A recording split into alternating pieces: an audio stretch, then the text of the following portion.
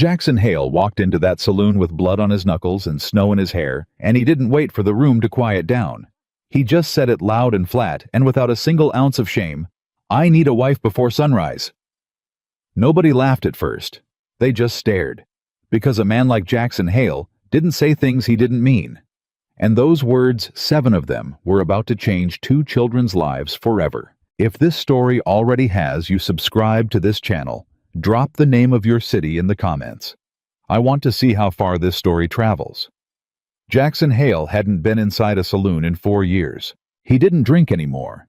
Hadn't since the winter his brother died in a snowdrift 3 ridges north of Aspen Creek, and nobody came to help because nobody knew where to look. After that, Jackson stopped going places where men wasted time and money and breath on things that didn't matter. He lived alone in a cabin 2,000 feet above the town of Aspen Ridge, where the pines grew so thick in summer that noon looked like dusk, and where the only voices he heard for weeks at a time were the wind and the creek and his own thoughts, which were not always kind company. He'd come down the mountain that evening for flour and salt and a new file for his blade. Simple things. Things a man needed to survive. He hadn't planned to walk into the dusty lantern. He hadn't planned to say what he said.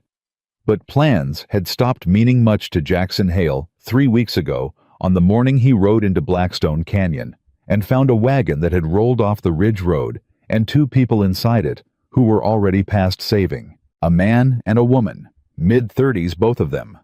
The woman had one arm stretched out like she'd been reaching for something in her last moment. Jackson had looked at that arm for a long time before he understood what she'd been reaching for.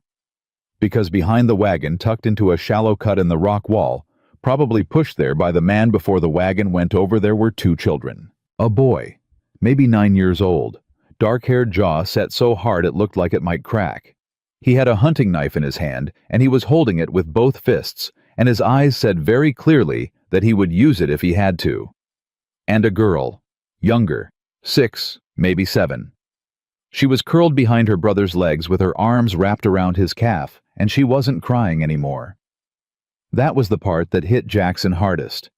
She wasn't crying. She'd already cried herself dry. He'd dismounted slowly. He'd held up both hands. He'd said, "I'm not going to hurt you." And the boy had said nothing, just kept holding the knife. And Jackson had thought, good kid. The kind of kid who protects what he loves even when he's terrified. Jackson respected that more than almost anything. Their names were Luke and Molly Hale. Same last name as Jackson, and that coincidence had been the thing that finally made the boy lower the knife just a fraction, like maybe the universe had sent someone they were allowed to trust. They weren't relations. Jackson had no relations left. But a name was a name, and sometimes that was enough to start with. He'd brought them home. He'd fed them, given them the only real bed in the cabin, slept on the floor himself for 3 weeks without complaint. He'd ridden into town twice for supplies, and kept his head down and told nobody about the children, because he hadn't yet figured out what came next. He thought maybe if he kept quiet long enough, something would clarify itself. What clarified itself instead was Deputy Roy Casper, who showed up at Jackson's door 4 days ago with a document from the Territorial Authority, and a look on his face that was half apology and half cowardice. Roy Casper wasn't a bad man. Jackson had known him 15 years. He was the kind of man who followed rules because it was easier than questioning them, which was most men if you were honest about it. Jackson? Roy had said, holding the document out, "There's been a report. A report. Someone in town saw you bringing children up the mountain. Word got back to the county office. They sent this down." Jackson had read the document on the porch while Roy waited with his hat in his hands. It wasn't long. Legal language had a way of being brief when it wanted to take something from you. The territory of Colorado did not permit unmarried men living without female supervision to serve as legal guardians of minor children. Period. No exceptions listed. A representative of the county would arrive at dawn in 4 days' time to assess the situation. If the situation had not been corrected specifically, if no woman of good standing was present as a spouse or legal guardian, the children would be removed and transported to the Territorial Orphan House in Denver. Denver was 3 days' ride. Jackson had been there once. It was a loud, gray, grinding place. The orphan house he'd heard about in passing, overcrowded, understaffed, the kind of place where children disappeared into the machinery of charity and came out the other side changed in ways nobody ever bothered to describe. He'd handed the document back to Roy. Roy had said, "I'm sorry, Jackson. I truly am." Jackson had said nothing. He'd gone back inside and stood in the middle of the cabin and listened to Luke and Molly arguing quietly over a picture book he'd bought in town. Molly insisting on making up her own words for the story, because she didn't know how to read yet. Luke correcting her with the particular mix of exasperation and patience that only older siblings managed. And Jackson had stood there for a long time listening. 4 days had seemed like enough time to figure something out. It had not been enough time. He'd spent 2 days riding to every homestead within 20 miles hat in hand, asking women he barely knew if they would consider a practical arrangement. He'd tried to explain it plainly. No romance, no expectation, just a legal necessity, a roof over their heads, food on the table. He'd asked nothing else of them. He'd gotten doors closed in his face. One woman had sent her husband out with a rifle. One widow he'd respected had listened for 10 full minutes and then said very gently, "Jackson, I can't risk my reputation for a situation I didn't create." And he'd understood that even as it had landed like a stone in his chest. He'd ridden back to the cabin by the 3rd day and looked at the children sleeping and thought about Denver, about what it meant, about the way Molly had started calling him Mr. Jackson instead of just staring at him in silence, about the way Luke last Tuesday had gotten up before dawn and gone to the barn on his own and fed the horses without being asked, and then came back inside and sat down to breakfast with something in his expression that might, if Jackson was very careful not to name it, have been the beginning of something like trust. He could not let Denver happen. He had 1 night left, so he'd come down the mountain. He'd walked into the Dusty Lantern Saloon at 7:30 in the evening on a Tuesday in July, and the room had been full. Miners, ranchers, a few traveling men, a card game in the back. The summer heat sat heavy in the air, even this late. The bartender, a thick-armed man named Clifton, who Jackson had nodded to maybe 6 times in the last decade, had looked up when Jackson walked in and clearly decided, based on Jackson's expression, not to say anything unnecessary. Jackson had stood in the middle of that room. He'd said it. "I need a wife before sunrise." Silence. Real silence. The kind that had weight and texture. The card game stopped. Glasses paused halfway to mouths. A man near the door actually turned to look behind him, as if maybe the words had been meant for someone else. Then someone laughed. Not kindly. It was a miner near the bar, red-faced, large, the kind of man who'd learned early in life that laughing at things was easier than understanding them. "A wife," he said, slow and amused, turning on his stool. "Before sunrise. You out of your mind, Hale." Jackson looked at him. The man stopped laughing. "There are 2 children," Jackson said to the room, not to any one person. "Orphaned. They've been living up at my place for 3 weeks. The county is sending someone at dawn to take them to Denver unless I'm married by then. I'm not interested in romance. I'm not interested in complications. I need a woman who's willing to stand in front of a justice of the peace tonight and sign her name next to mine. I will treat her with respect. I will give her a roof. I will not make demands on her person. That is what I'm offering. That's all I'm offering." He paused. "If anyone here knows a woman who might consider it, I'd take it as a kindness if you'd point me in her direction." Another beat of silence. Then the room exhaled and began talking again all at once, and none of it was useful. Jackson stood and listened to it, the muttering, the head shaking, the low jokes he could half hear from the card table in the back. He'd expected this. He wasn't sure what else he'd expected, but he'd expected this. Clifton behind the bar set a glass of water down in front of him. Not whiskey, water, which was either a commentary or a kindness, and Jackson chose to take it as the latter. He stood at that bar for 40 minutes. A few men approached him, one to tell him he was insane, one to offer something that wasn't what Jackson had asked for at all, and which Jackson shut down with 3 words and a look. and one older rancher who'd said quietly that he admired Jetman to those children and wished he could help, and then shook his hand and walked away. That last one had been the hardest moment, oddly. More than the door in his face. More than the rifle. He was about to leave. He'd begun to accept in the flat, quiet part of himself where he stored things he couldn't fix that this wasn't going to work. That he would go back up the mountain tonight and pack the children's things. They had almost nothing, which made the packing worse to think about, and ride down to meet the county representative in the morning and find a way to explain to Luke and Molly that the world had rules, and sometimes the rules were wrong, and sometimes wrong things happened anyway. He'd straightened up from the bar. He'd reached for his hat. That was when he heard the chair. It wasn't loud, just the scrape of wood on wood from the far side of the room, near the window. He hadn't paid much attention to the table by the window because it had held only one person, a woman sitting alone, which was unusual enough that he'd clocked her when he came in and then deliberately not stared the way he'd been raised. She stood up. She was on the slight side, though. The way she stood made her seem taller than she was. Dark hair pinned back, a few strands loose from what must have been a long day. A plain dress, practical, not the kind women wore to be noticed. She had a book on the table in front of her, still open, which meant she'd been reading here, reading alone in a saloon, which Jackson found unexpectedly interesting, and her finger was still marking the page like she wasn't entirely sure yet that she was getting up for good. She looked at him. He looked at her. The room, which had been buzzing back to life, went quiet again. She walked toward him. Not fast, not slow. The walk of someone who'd made a decision and was carrying it carefully like a lamp in wind. She stopped about 4 feet away. Her eyes were dark and steady, and they took him in without flinching. His height, the state of him, the desperation he'd been trying not to let show, and probably had anyway. "You said 2 children," she said.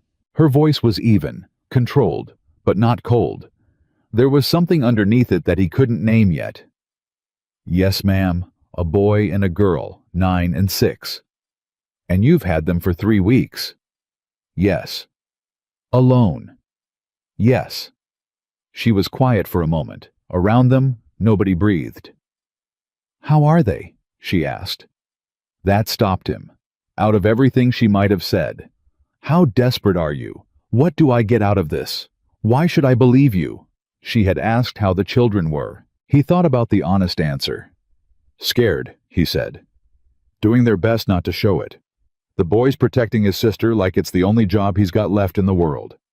The girl, she's trying to be brave, but she wakes up crying most nights. They're—" He stopped, started again. "They're good kids. They don't deserve what happened to them, and they don't deserve Denver." Something shifted in her face. Small. He almost missed it. "What's your name?" she asked. "Jackson Hale." "Eleanor Whitmore," she said, not extending a hand, just giving him the name like it was something solid, something he could hold on to. "Mrs. or Miss?" "Widow. 2 years." He nodded. She looked at him for another long moment, and he could see her thinking. He didn't try to rush it. Whatever calculation she was running, she had every right to finish it. "If I agree," she said, "I have conditions." "Name them." "I'll be treated as a partner, not a prop, not a convenience, not something you pulled out of a saloon because you had no other options." She said that last part without any particular heat, just accuracy. "I understand what tonight is.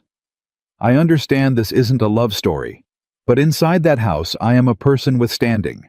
Not less than you, not below the children, equal." "Agreed. The children come first, both of us. If there's ever a question about what either of us wants versus what's best for those children, the children win. I'd have it no other way. And if this arrangement ever needs to end," she paused, "we discuss it like adults, and we protect the children from the disruption as best we can." "Fair," Jackson said. She studied him another moment. Then she looked around the room at all the men who'd been watching this like it was entertainment. Mouths slightly open, cups forgotten in their hands, and there was something in her expression that wasn't contempt, but was adjacent to it. The look of a woman who had lived in this world long enough to know exactly what these men thought of her walking up to a stranger and agreeing to marry him in a saloon. She looked back at Jackson. "All right," she said. "Let's go find a justice of the peace."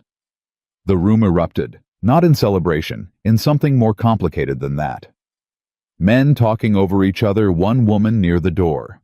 The proprietor's wife, Jackson thought, making a noise of either disapproval or astonishment.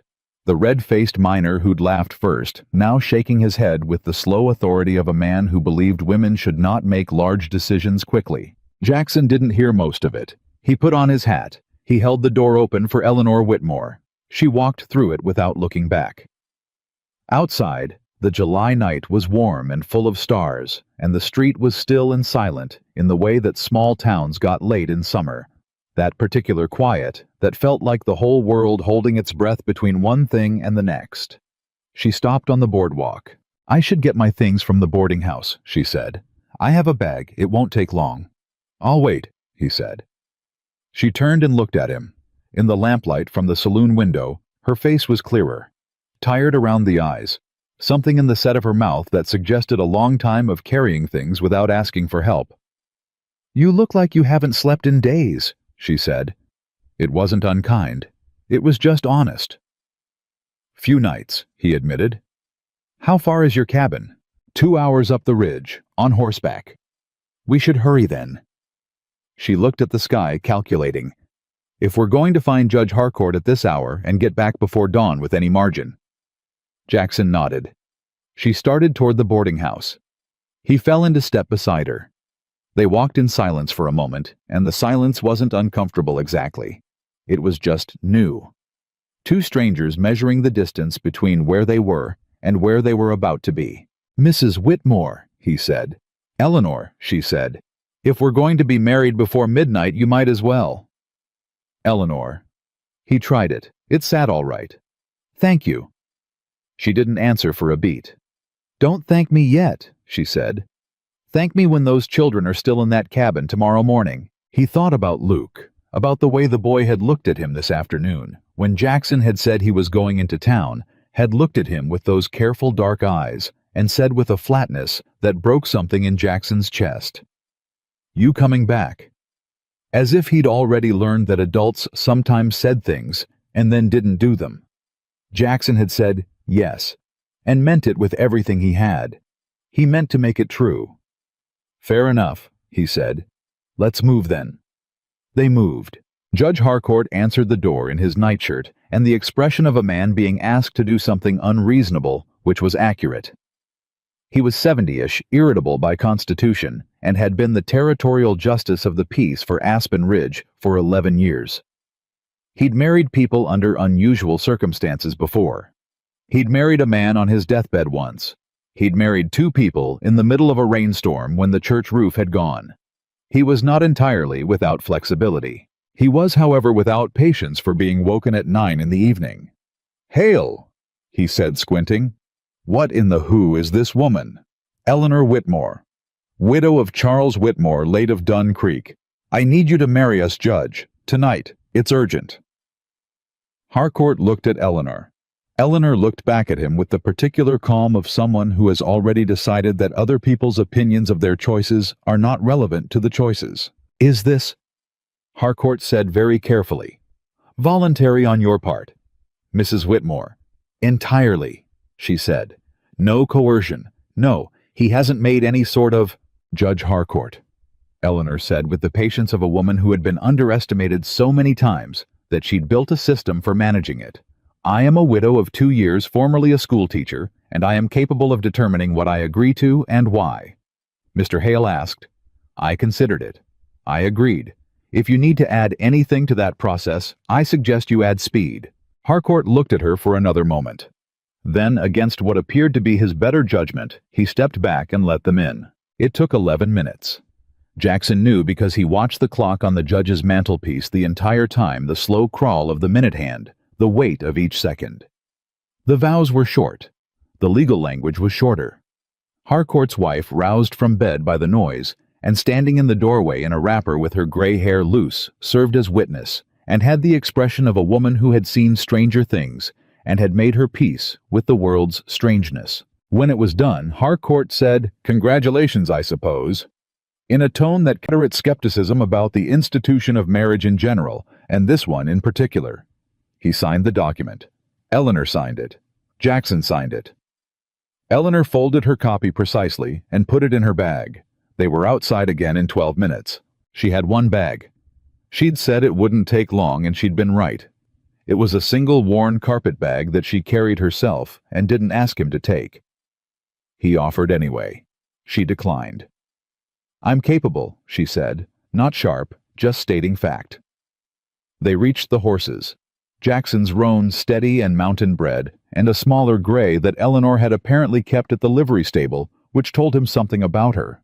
A woman who kept her own horse was a woman who planned for her own exits. He respected that.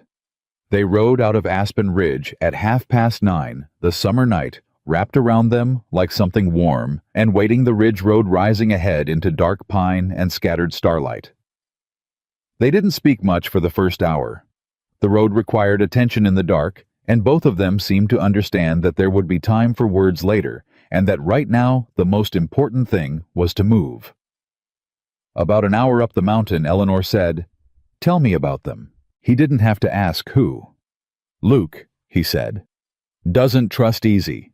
He's been the man of that family for 3 weeks, and he knows it, and he takes it seriously. He's going to test you. He'll be watching everything you do to see if you're real or if you're just something else that's going to leave. And Molly. Molly is—" He thought about her. The way she'd put a wildflower on the windowsill last week, carefully like it was an offering. The way she'd asked him once in a very small voice if her mama could see her from heaven, and he'd said yes, which was not something he believed particularly, but which was absolutely the right thing to say. "Molly is tender," he said. "She gets hurt easy, but she's not fragile. There's something steady in her underneath. She's going to be all right. She needs to know the floor's not going to fall out again." Eleanor was quiet for a moment. "How long ago did you lose someone?" she asked. He glanced at her.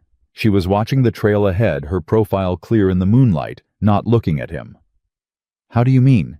"The way you talk about those children," she said. "The way you understand what they need. That's not something a person figures out from nothing. Someone taught you that, or you learned it the hard way." He kept his eyes on the road. "My wife," he said, "and our son, 7 years ago. Fever went through this county like a fire. Half the mountain got sick, most recovered." "I'm sorry," she said. It was quiet and direct, and she didn't add anything to it. He'd been offered condolences 100 times in 7 years, and most of them had required him to manage the person offering them to say thank you. "I'm fine." It was a long time ago until they felt better. Eleanor Whitmore offered her sorry, like it was just the truth, and left him room to do whatever he wanted with it. "You," he said. "Your husband." "Typhoid," she said. "He was a good man. We had a real partnership. I've missed the partnership more than I've allowed myself to say in general." "Why'd you agree tonight?" he asked. "The real reason." She was quiet long enough that he thought maybe he'd asked too directly. "I watched those men in that saloon," she said finally. "I heard what you said, and I watched those men laugh or look away or not move an inch. And I thought about 2 children on a mountain who haven't done anything wrong and who are going to wake up tomorrow and have their lives taken apart again." She paused. "I've been teaching children for 12 years. I know what it does to them when the ground disappears. I know what it costs." Another pause. "And I thought I have one thing those men don't have. I have a choice. And I can use it, or I can sit here with my book and go back to my room at the boarding house and tell myself it wasn't my problem." Jackson said nothing. "I've told myself things weren't my problem before," she said. "It doesn't sit well." The cabin came into view through the pines sometime around midnight. A light was burning in the window low, the last of a lamp that had been left on. Jackson had left it for himself, not thinking about what it would look like from the outside, but from here, coming up the mountain path in the dark, it looked like what Luke and Molly had probably needed to believe in for 3 weeks. Something waiting for them. Eleanor reined in beside him and looked at it. "It's a good cabin," she said. "It's plain," he said. Plain as honest. She swung down from her horse, stood for a moment. He watched her look at that lit window the way he'd been looking at it for 3 weeks, like it was a question she'd been trying to answer. "What time does the county man come?" she asked. "Dawn, 5, maybe 6. Then we have a few hours." She picked up her bag. "Let's go inside." They went in quietly, so as not to wake the children. The cabin was still and warm, with summer night air coming through the single open window, and Jackson moved around the small space in the practiced way of a man who knew every inch of it in the dark. He lit the lamp on the table low. He found an extra blanket on the shelf, and then from behind the curtain that separated the sleeping area, they heard a small sound. Not crying, more like a shifting, and then a careful silence that was too deliberate to be sleep. Jackson and Eleanor looked at each other. Luke was awake, had probably been awake for hours listening for hoofbeats. Jackson moved to the curtain. He didn't pull it back. He just said quietly, "I'm back." A pause. "You said you would be," came Luke's voice. Flat, controlled, trying very hard not to sound like relief. "I did," Jackson said. "I'm here." Another pause. "Is she with you?" Luke asked. Jackson looked back at Eleanor. She was standing by the table lamp, casting a warm, unsteady light across her face, her bag still in her hand. She nodded once, a small, precise nod that said, "Go ahead, this is your moment, handle it right." "Yes," Jackson said. "Her name is Eleanor. She's going to be staying with us." "Why?" "So the county man has no reason to take you anywhere tomorrow." Long silence from behind the curtain. Then, "Is she nice?" Jackson looked at Eleanor again. Something in his expression must have asked the question. She took one quiet step toward the curtain. "I'm a fair person," she said, and her voice was steady and unhurried, the voice of someone who'd talked to children for 12 years and knew that they heard tone before they heard words. "I'm not your mother, and I know that. I'm not going to try to be. But I'm not going anywhere. And I know how to make good biscuits in the morning, and if you want to talk to me, I'll listen. And if you don't, that's all right too." Silence. Then softer from closer to the floor, Molly's voice thick with sleep. "Does she have soft hands?" Eleanor blinked. Jackson saw it, a sudden thing quickly controlled. She crouched down next to the curtain. "I don't know," she said, honest. "I've done a lot of work in my life. Let me know what you think in the morning."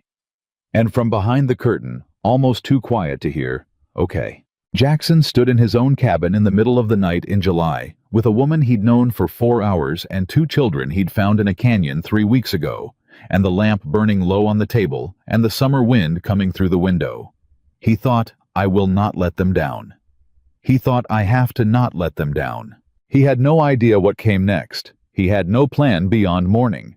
The whole thing was stitched together with urgency and desperation, and the willingness of one woman to stand up in a saloon when every man in the room had looked away. But the children were asleep behind that curtain. And Eleanor Whitmore was here. And the lamp was burning. And dawn was coming. Dawn broke over Aspen Ridge the way trouble usually did, quiet at first, then all at once. Jackson hadn't slept. He'd sat at the table with the lamp turned low and listened to the cabin breathe around him, the soft, even rhythm of 2 children sleeping behind the curtain. The occasional shift of Eleanor, settling into the chair by the window where she'd refused the floor bedroll he'd offered, and instead folded her coat into a cushion and sat upright like a woman who'd made a decision and intended to inhabit it fully. Sometime around 3 in the morning, she'd said without looking up from the book she'd retrieved from her bag, "You should rest. You'll need to be clear-headed when he comes." "I'm fine," Jackson said. "You're not," she said, still not looking up. "But suit yourself." He hadn't rested, but he'd been grateful she said it. The county representative arrived at 5:20. Jackson heard the horse before he saw it, a single rider coming up the ridge road, at a pace that suggested official business and no particular hurry, the kind of pace that said, "I have the authority here, and I know it." He was at the door before the man dismounted. His name was Gerald Potts, and he was everything Jackson had expected from a territorial county office, soft in the middle, hard in the eyes, carrying a leather satchel and a clipboard, and wearing a coat that was too warm for July, and a hat that had never seen rain. He was maybe 50. He had the look of a man 30 years deciding other people's fates from behind a desk, and had come to believe that this was the natural order of things. He looked at Jackson. He looked at the cabin. He looked back at Jackson. "Mr. Hale," he said. "Mr. Potts. I'm here regarding the minor children reported to be in your custody, Luke and Molly." He checked his clipboard, listed as Hale, though no formal relation has been established. He said formal relation the way people said things they'd said 100 times before and had stopped attaching any meaning to. "Is the situation as reported? You are unmarried and was." Jackson said. Potts paused. "I beg your pardon. Was unmarried." A beat. "You're saying the situation has changed." "I'm saying it changed last night. We can show you the document." Potts's eyes moved past Jackson's shoulder, and Jackson stepped back from the doorway just enough. Eleanor was standing at the table. She'd done something with her hair that made her look more composed than anyone had a right to look on 3 hours of sleep in a chair. She held the marriage certificate in both hands. Potts came inside. He took the document. He read it with the deliberate slowness of a man making sure everyone understood that his reading of a document was the important part of this transaction. Jackson watched him. Eleanor watched him. From behind the curtain, silence, but the particular silence of 2 children holding very still. "Judge Harcourt," Potts said. "Yes," Eleanor said. "He performed the ceremony last night. His wife witnessed it. This was performed at," Potts checked the time notation, 9:57 in the evening. "That's correct. That's quite late for a wedding." "We didn't see the point in waiting," Eleanor said. Her voice was exactly as even as it had been every time she'd spoken since Jackson had known her, which was now approximately 8 hours. "The children needed the situation resolved. We resolved it." Potts looked at her. Something moved in his face, a small recalculation the kind men did when they encountered a woman who was not going to be managed by tone. "Mrs. Hale," he said, testing it. "Yes," Eleanor said, without any hesitation, and Jackson noted that the steadiness of it, the way she took the name, like she'd already decided to carry it without complaint. Potts looked around the cabin. He looked at the curtain. "The children," he said. "I'll need to see them." Jackson moved to the curtain. He pulled it back. Luke was sitting up straight in the bed with Molly pressed against his side, her face half buried in his shoulder. Luke was looking at Potts the way he'd looked at Jackson in that canyon 3 weeks ago. The same jaw, the same stillness, the same calculation behind the eyes of a 9-year-old who had learned that adults were not automatically safe and that vigilance was the only currency he had left. Potts looked at them. Molly tightened her grip on Luke's shirt. Luke said nothing. He just looked. And something shifted in Potts's face, something small and involuntary, something that the 30 years behind the desk hadn't entirely managed to iron out. He cleared his throat. "Are you Luke?" he said. "Yes, sir," Luke said, flat and polite the way children spoke to people they weren't sure of. "Are you being treated well here?" A pause. Luke glanced at Jackson, then at Eleanor. "Yes, sir," he said again. And this time there was something in it, not just flatness, something that was almost very carefully real. Potts wrote something on his clipboard.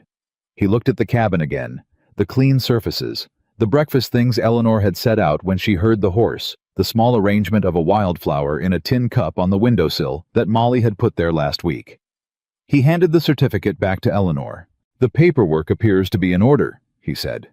He said it the way people said things when they'd come prepared to do one thing and the world had arranged itself so that thing wasn't necessary, and they hadn't yet decided how they felt about that. "I'll note in my report that the situation has been resolved.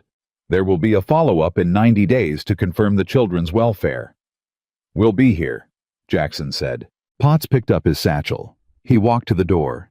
He paused there, one hand on the frame, and looked back at Eleanor, at Jackson, at the curtain behind which Luke and Molly were still sitting pressed together in the bed.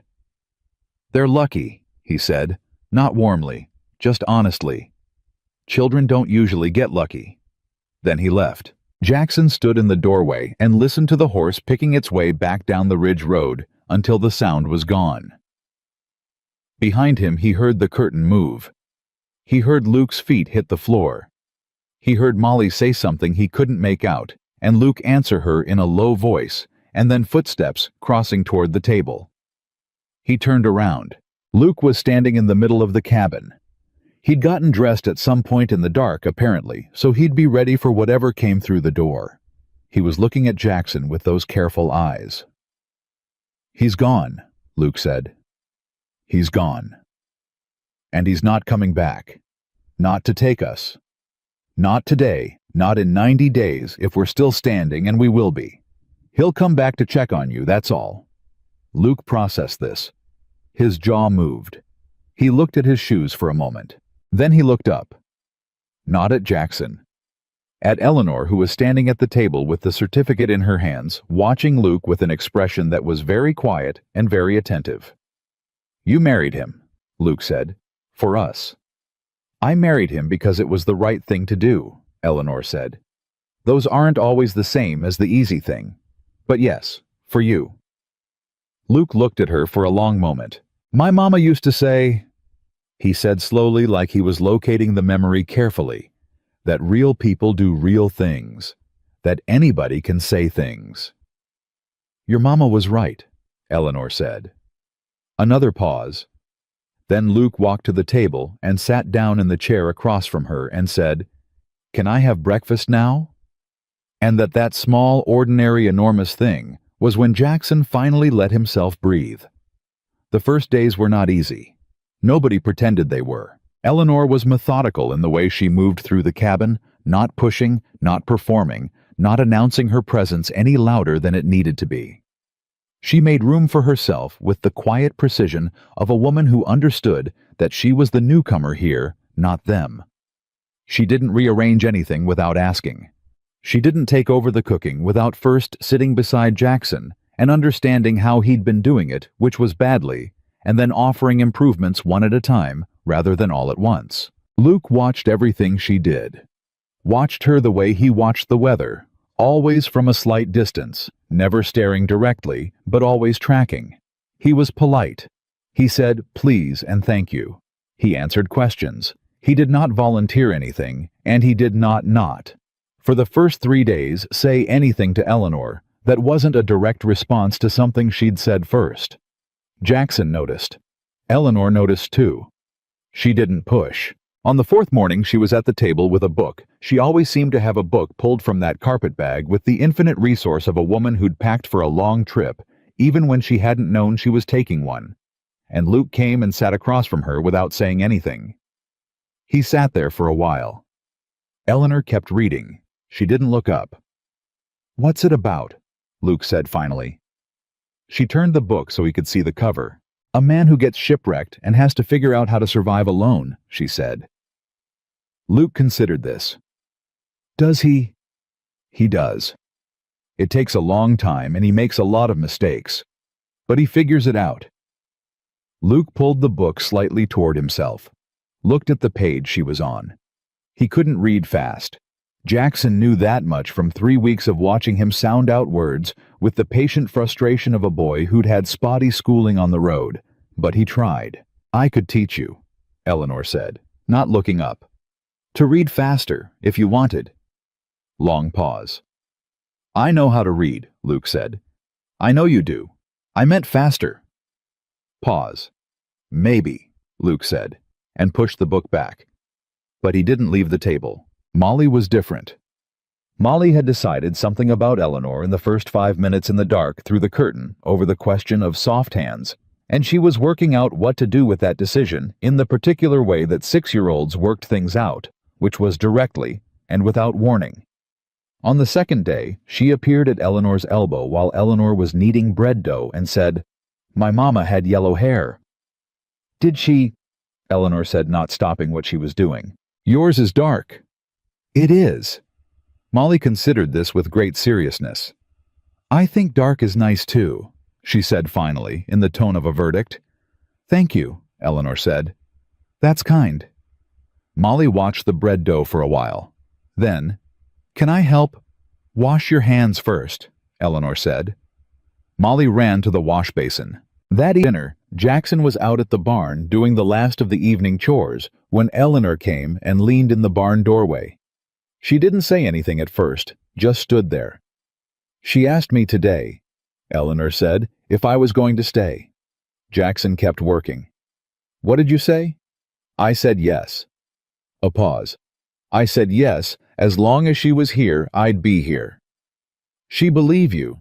I don't know yet. She's 6. She needs to see it, not just hear it. Eleanor folded her arms. How long before this town decides to have an opinion about us? Jackson almost smiled. Town's already having opinions. Has been since last night. I know. Mrs. Clifton gave me a look this afternoon when I rode in for supplies that could have cured meat. Mrs. Clifton gives everyone that look. I got a special edition. Eleanor's voice was dry. I'm the woman who married a mountain hermit in a saloon at 10 at night. That's going to follow me for a while. I'm sorry for that, Jackson said. Don't be. I made a choice. She was quiet for a moment. What I'm less certain about is what Aspen Ridge is going to do with that choice. Small towns have long memories and short charity. Jackson put down what he was doing and turned to look at her. You regretting it? He asked. He kept his voice flat because it was the only way he knew to ask the question honestly without putting weight on her answer. Eleanor looked at him steadily. No, she said. I'm not built for regret. It doesn't help anything. She unfolded her arms. I'm asking because I want to know what we're walking into. What's Samuel Granger to this town? The name landed in the evening quiet like a stone in still water. Jackson said, Where did you hear that name? Clifton's wife. In between the looks she talked. Apparently Mr. Granger was very interested in this property. Has been for 2 years, and apparently... Eleanor paused. He expressed some displeasure through back channels at the idea of you suddenly having a legal household and legal custody of children that would make it considerably harder to pressure you off this land. Jackson was still. He told Clifton's wife that, he said. He told someone who told someone. That's how small towns work. Eleanor watched him. What is he to you specifically? Samuel Granger was the largest landowner in the Aspen Ridge Valley, 3,000 acres of summer pasture and timber rights that he'd acquired over 20 years through a combination of shrewd dealing and the kind of pressure that never quite crossed into anything a law office would prosecute. He'd wanted Jackson's Ridge for the timber. Jackson had said no 3 times in 2 years. Granger had taken to working around him, buying up the neighboring parcels, pressuring the merchants Jackson traded with, and more recently, Jackson suspected being the one who'd sent the initial report to the county office about 2 unaccompanied children living with an unmarried man. Jackson had not been able to prove that last part. He'd thought about it for 3 weeks. He said, He's a man who's used to getting what he wants and doesn't know how to stop when the answer's no. That's what I thought, Eleanor said. I've met that kind before. A pause. Does he know we're married now? By sunrise, probably. By breakfast, definitely. Then we should expect something. She said it without drama, just forward planning the voice of a woman who had learned to see trouble coming and prepare for it, rather than hoping it would pass. I don't know what yet, but he's not going to take this quietly. Jackson looked at her. In the last of the evening light, she was very direct and very steady, and he found to his own surprise that he was glad she was here for something that had nothing to do with the county man or the certificate or the children's safety. She was someone to stand next to. He hadn't had that in 7 years. You should know, he said, that I've spent 2 years not backing down from him. That's likely to keep. Good, she said simply. Because backing down isn't something I'm familiar with either. She went back inside. Jackson stood in the barn doorway for a moment and looked up at the summer sky going dark above the pines. Then he went inside too. The first move from Granger's direction came 8 days after the wedding. It didn't come from Granger himself. That was how he worked. It came in the form of 3 of his ranch hands appearing in town on a Saturday morning when Jackson had brought Luke in to pick up lumber and wire for a fence repair. They were large men, all 3 of them, with the particular posture of men who'd been hired to be large in a specific directed way. They didn't do anything. That was the thing. They just appeared at the feed store, while Jackson was loading supplies at the street corner, when Luke was carrying a length of board along the boardwalk, when they walked back to the horses. Just present. Just watching. A performance of presence that was designed to communicate one clear thing. We see you, and we could do something about that if we wanted to. Luke felt it. Jackson could tell by the way the boy's shoulders went tight, the way he kept pace exactly at Jackson's side without being asked, the way he stopped looking around with the normal curiosity of a 9-year-old and started tracking the 3 men with his peripheral vision. He was 9 years old, and he was already learning to read a room for threats. That made something cold move through Jackson's chest. At the horses, Jackson crouched to Luke's level. He said, "You see those 3 men?" "Yes," Luke said. "Don't let them see that you've noticed." Luke, to his credit, didn't look. He kept his eyes on the saddlebag he was pretending to adjust. "Who are they?" "Men who work for someone who wants this family gone." Luke's jaw did that thing, the tightening the setting. "Are they going to try to make us go?" "They're going to try to make us want to go," Jackson said. "There's a difference, and the answer to both versions is the same." "No," Luke said. "No." Jackson confirmed. They rode home without incident. Jackson said nothing to Eleanor about it that evening, not wanting to alarm the children. But later, when Molly was asleep and Luke had retreated behind the curtain with the Robinson Crusoe book that Eleanor had quietly left on his pillow 3 days ago, a thing she'd done without making any announcement about it, Jackson told her. She listened without interrupting. "Intimidation tactic," she said when he'd finished. "Classic. It's designed to make you feel outnumbered before anything has actually happened." "It is," Jackson said. "Did it work?" He looked at her. "No," he said. "Good." She was quiet for a moment. "He's going to escalate. That's what men like that do when the first thing doesn't work. We need to be ahead of him, not behind." "What does ahead look like to you?" Eleanor thought. "It looks like knowing what he's legally entitled to do and what he isn't. It looks like making sure everyone in this town who might be persuaded to stand with us has a reason to do so before we need them." She paused. "Do you have a lawyer?" "Never needed one." "You need one now." She said it without blame. "There's a man in Durango, Thomas Webb. He has a reputation for not being bought.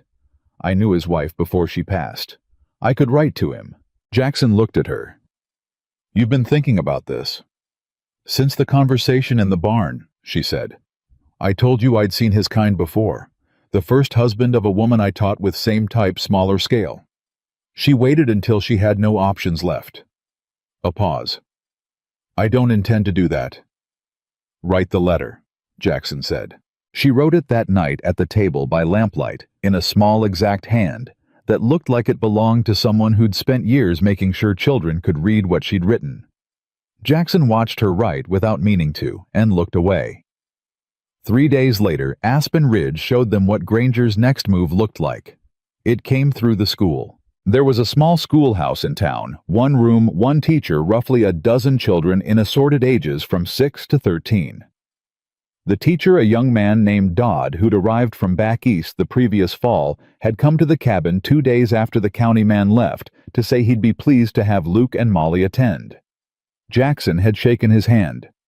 Eleanor had asked 3 specific questions about the reading curriculum that had caused Dodd to look at her with the particular expression of a teacher who had just realized he was talking to another teacher, and he'd straightened slightly, and answered more carefully after that.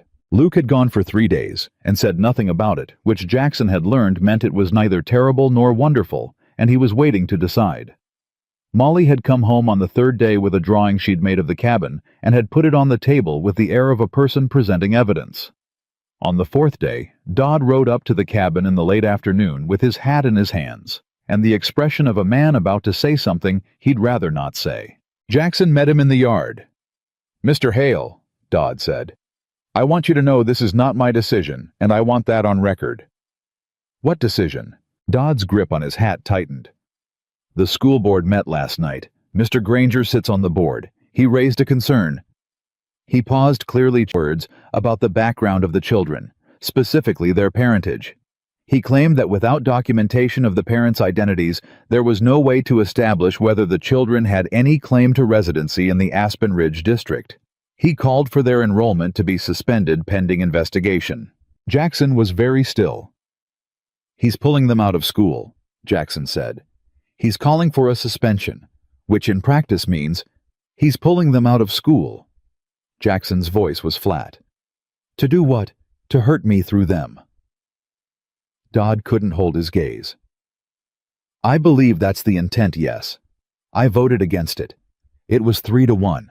I'm sorry." "Does the board make this decision on its own?" Dodd hesitated. "There's a right of appeal to the territorial school authority, but that process takes time." "How much time?" "Months, sometimes longer." Jackson said nothing for a moment. The sound of the afternoon birds whined in the pines, the distant sound of Molly's voice from inside the cabin, felt very clear and very close. "Thank you for coming to tell me yourself," Jackson said finally.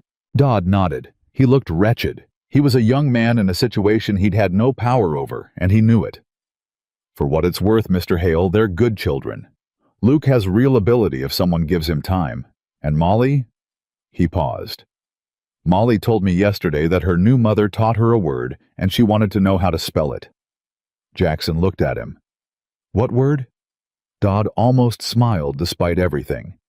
"Steadfast," he said. Jackson stood in the yard after Dodd rode away and looked at nothing for a long moment. Then he went inside. Eleanor was at the table. She looked at his face. She didn't ask. She just waited. "School board suspended the children's enrollment," he said. "Granger's play. No legal documentation of the parents, so no confirmed residency. They're calling for an investigation." Eleanor was very still. Then she said, "Where does Luke think he's going tomorrow morning?" "To school. Does he like it?"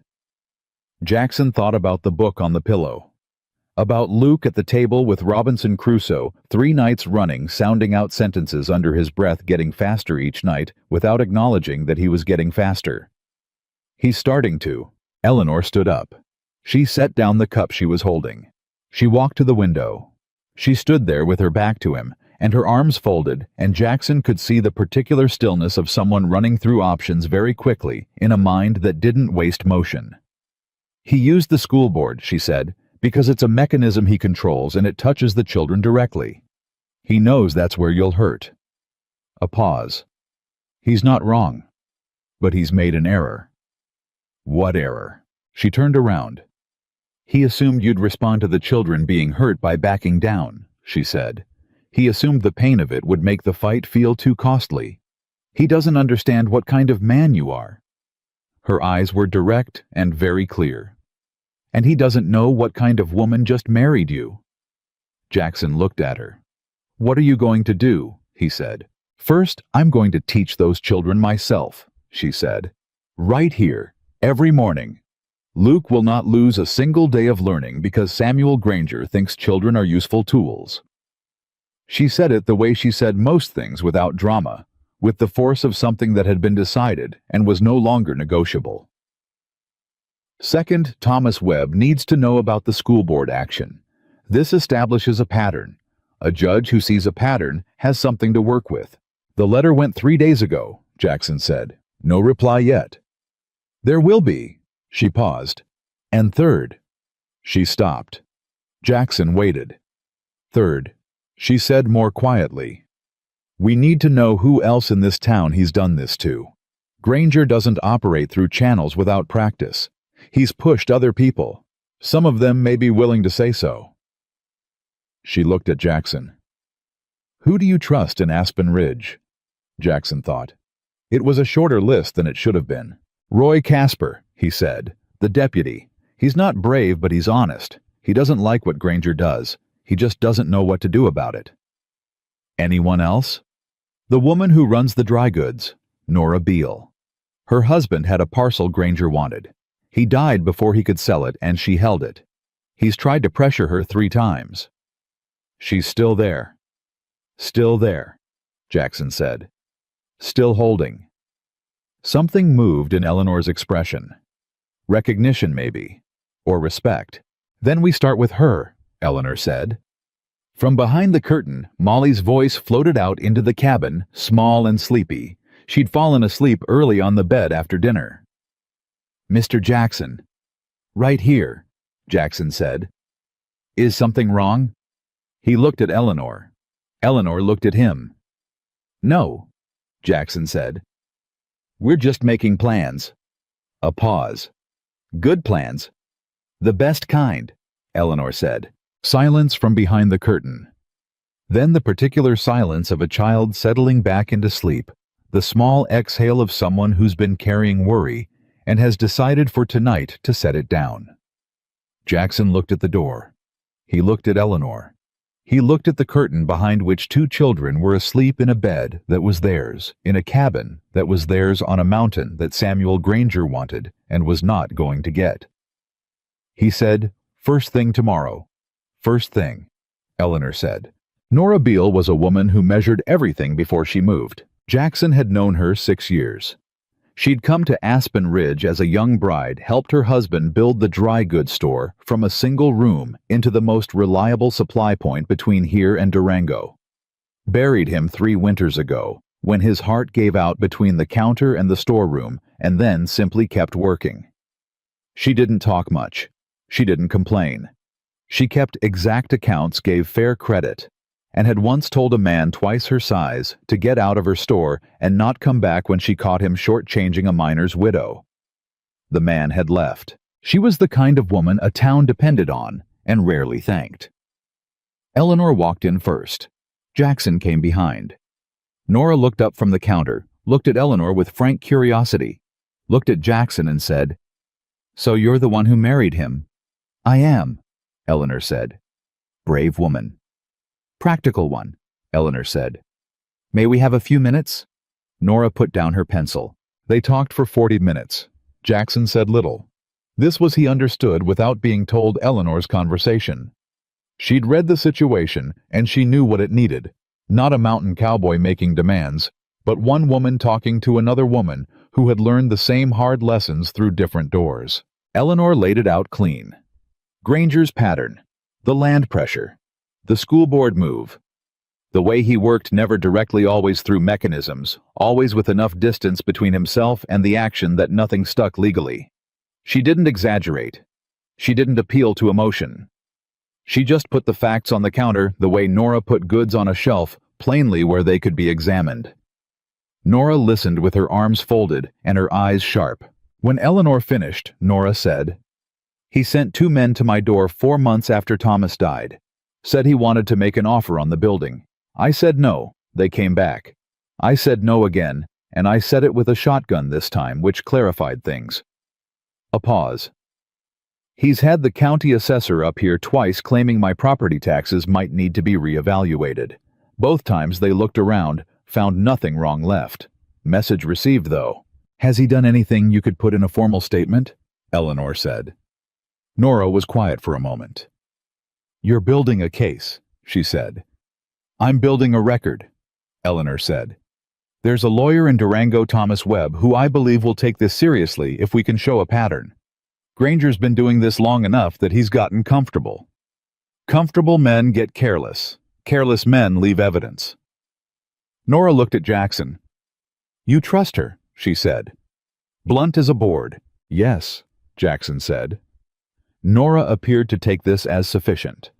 She looked back at Eleanor. "I have the assessor's written notices," she said. "Both of them. I kept everything." "That's exactly what I was hoping you'd say," Eleanor said. They left Nora's store 20 minutes later with a promise of documentation and the name of 2 other families, the Henley homestead east of the Ridge Road, and old Abe Marsh, who ran the sawmill, who Nora believed had their own version of the same story. "She'll hold," Eleanor said as they walked to the horses. "She's been holding alone for 3 years," Jackson said. "She was waiting for a reason to move." "People usually are," Eleanor said. "They just need someone to walk through the door first." They rode to the Henley place next. Calvin Henley was 40, weathered careful with words. His wife Ruth was quieter, her eyes missed nothing. They'd had a parcel, 12 acres of summer grazing, that Granger had wanted for 2 years. Last spring, one of Granger's men had ridden through the fence line on the eastern boundary 3 separate times, each time claiming the horse had gotten loose. The third time, they'd found the fence posts, not just broken, but pulled and stacked deliberate, but again, nothing you could prove. Calvin had repaired the fence each time without a word. "Why didn't you report it?" Eleanor asked. Calvin looked at his hands. "Report it to who? Roy Casper. Roy's a decent man. He'd file a paper, and Granger would hear about the paper within the day, and then what?" He shook his head. "I got a wife and 3 children on this land. You don't poke at things when poking makes you a target." "You're already a target," Eleanor said. Not harshly, just honestly. "Granger hasn't stopped because he ran out of interest. He stopped because he found a more immediate problem to handle." She paused. "Us. Which means when he's done trying to push us off, he comes back to you. And the next time he won't bother with the fence. He'll find something bigger." Ruth Henley, who hadn't spoken yet, said Calvin. Just his name. But the way she said it made Calvin look at her, and whatever passed between them in that look was the kind of communication that takes years to build. Calvin said, "What do you need from us?" By the time they turned back toward the mountain, they had 3 families willing to document what Granger had done to them. It wasn't a lawsuit yet, it wasn't even close. But it was a record, and a record was a start, and Granger had no idea it was being assembled, because he'd looked at Jackson Hale and seen a lone man on a mountain with no lawyer, no connections, and no wife, and he hadn't yet recalculated for the woman who'd walked into that saloon and changed the equation. That miscalculation Eleanor had noted to Jackson on the ride back was going to cost him. Jackson had said, "He's not going to wait forever before he does something harder." "No," she'd agreed. "He's not, which is why we have to move faster than he does." Thomas Webb's reply arrived 11 days after Eleanor sent the letter. Jackson saw her read it at the table, saw her expression go from careful to something close to satisfaction. "He's coming," she said. 2 weeks. He'll take the case.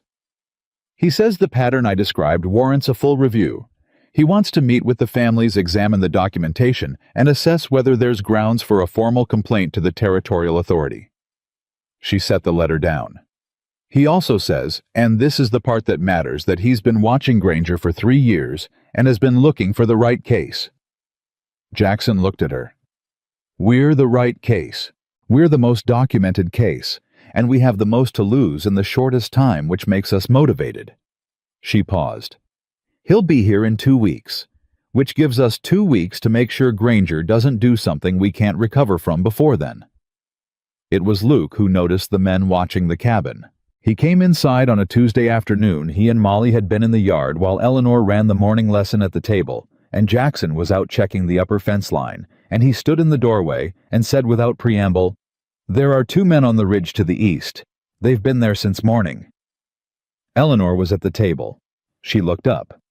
Jackson wasn't back yet. "How long have you been watching them?" she said. "Since they got there," Luke said. "I didn't say anything for a while because I wanted to know if they were going to do something. And they just watch, but they write things down. One of them has paper." Eleanor stood up. She didn't go to the window.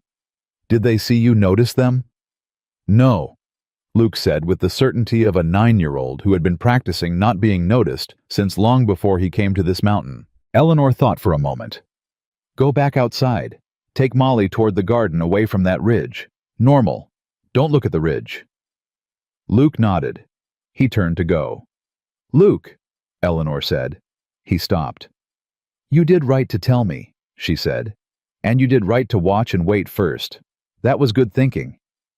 Something in the boy's face moved, small, controlled, but real. He went back outside. Eleanor went to the barn and saddled her horse.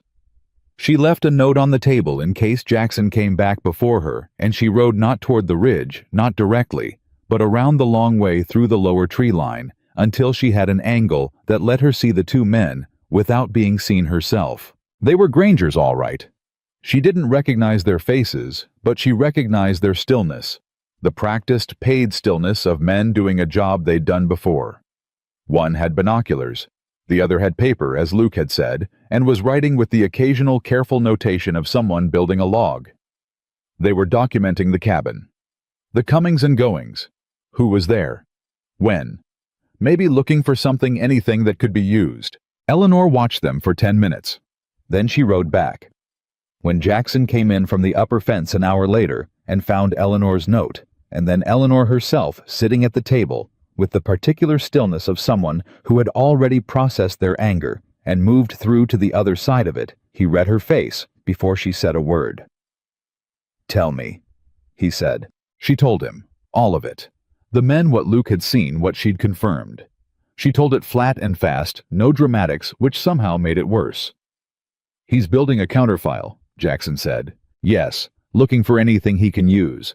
Neglect, misconduct, something to bring back to the county and argue that the marriage is insufficient for proper guardianship." She paused. "Or looking for something to use against me specifically. My reputation, my background. Anything that makes me look unsuitable." Jackson's jaw tightened. "He won't find anything," he said. "He doesn't need to find anything real," Eleanor said. "He just needs to find something he can shape." She looked at Jackson. "We need Roy Casper. Today." Roy came that evening, reluctant and apologetic, in the way he always was when he was about to be asked to do something that put him between two forces he'd rather stay clear of. He sat at Jackson's table and held his coffee with both hands and listened. When they finished, he said, "I can't arrest a man for watching a property from a public ridge." "I know that," Jackson said. "I'm not asking you to arrest anyone. I'm asking you to ride up there and let them know they've been seen. Officially.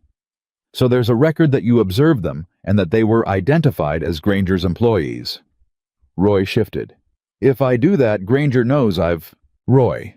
Jackson's voice was quiet and very direct. "You know what he's doing.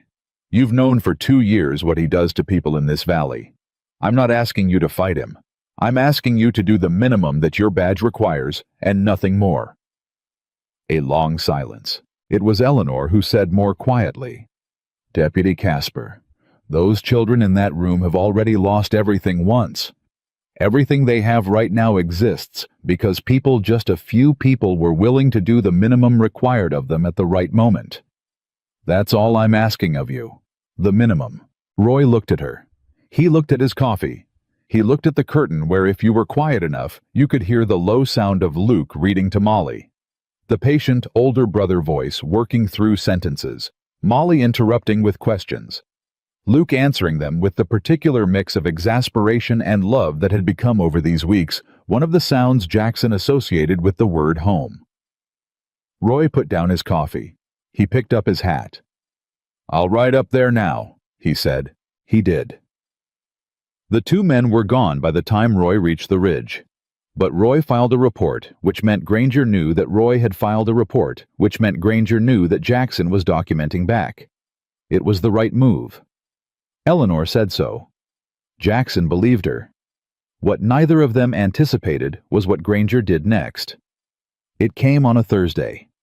Market day in Aspen Ridge, which meant half the valley was in town, and the street was as full as it ever got in summer, and everyone saw it. Jackson had brought Luke in to help carry supplies. He'd been doing that more deliberately, giving the boy tasks that required adult-level responsibility, because Luke grew into responsibility the way most plants grew toward light visibly, and with intent. They were at the feed store loading a wagon when the commotion started at the far end of the street. Jackson heard it before he saw it. Raised voices, then a crash, then the particular sound of a crowd pulling together around something. He said, "Stay here," to Luke and moved toward it.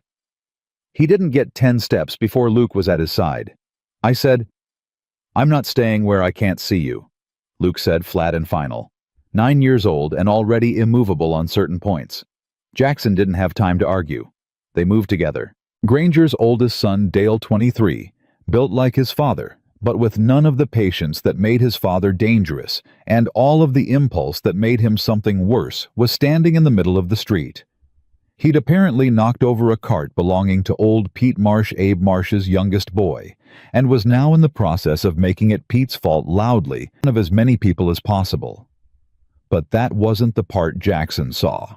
The part Jackson saw was Dale Granger's hand on the collar of a boy who was unmistakably Luke's size and age, and who was Jackson processed this in half a second. Not a boy he recognized, which meant it wasn't Luke, which meant his heart rate could theoretically descend from where it had just spiked. The boy was one of the Henley children, Calvin Henley's middle son. He'd apparently been nearby when the cart went over, and Dale had grabbed him, claiming he'd been the one who'd knocked it. It was a lie. Jackson could see that from 15 feet. Every person watching could see that. Dale wasn't trying to resolve a dispute. He was performing one, loudly publicly with a child's collar in his fist because his father had told him to make noise in this town, and this was how Dale Granger made noise. Jackson walked forward. The crowd parted. Not dramatically, just the natural movement of people who've been standing too close to something they aren't sure about, and are relieved to see someone with a clear direction. Dale saw him coming. He didn't let go of the boy's collar. He puffed up instead, that particular swelling of a man who's been given enough unearned authority that confrontation registers as opportunity. "Hail," he said. "Let go of the boy," Jackson said. "This boy knocked over."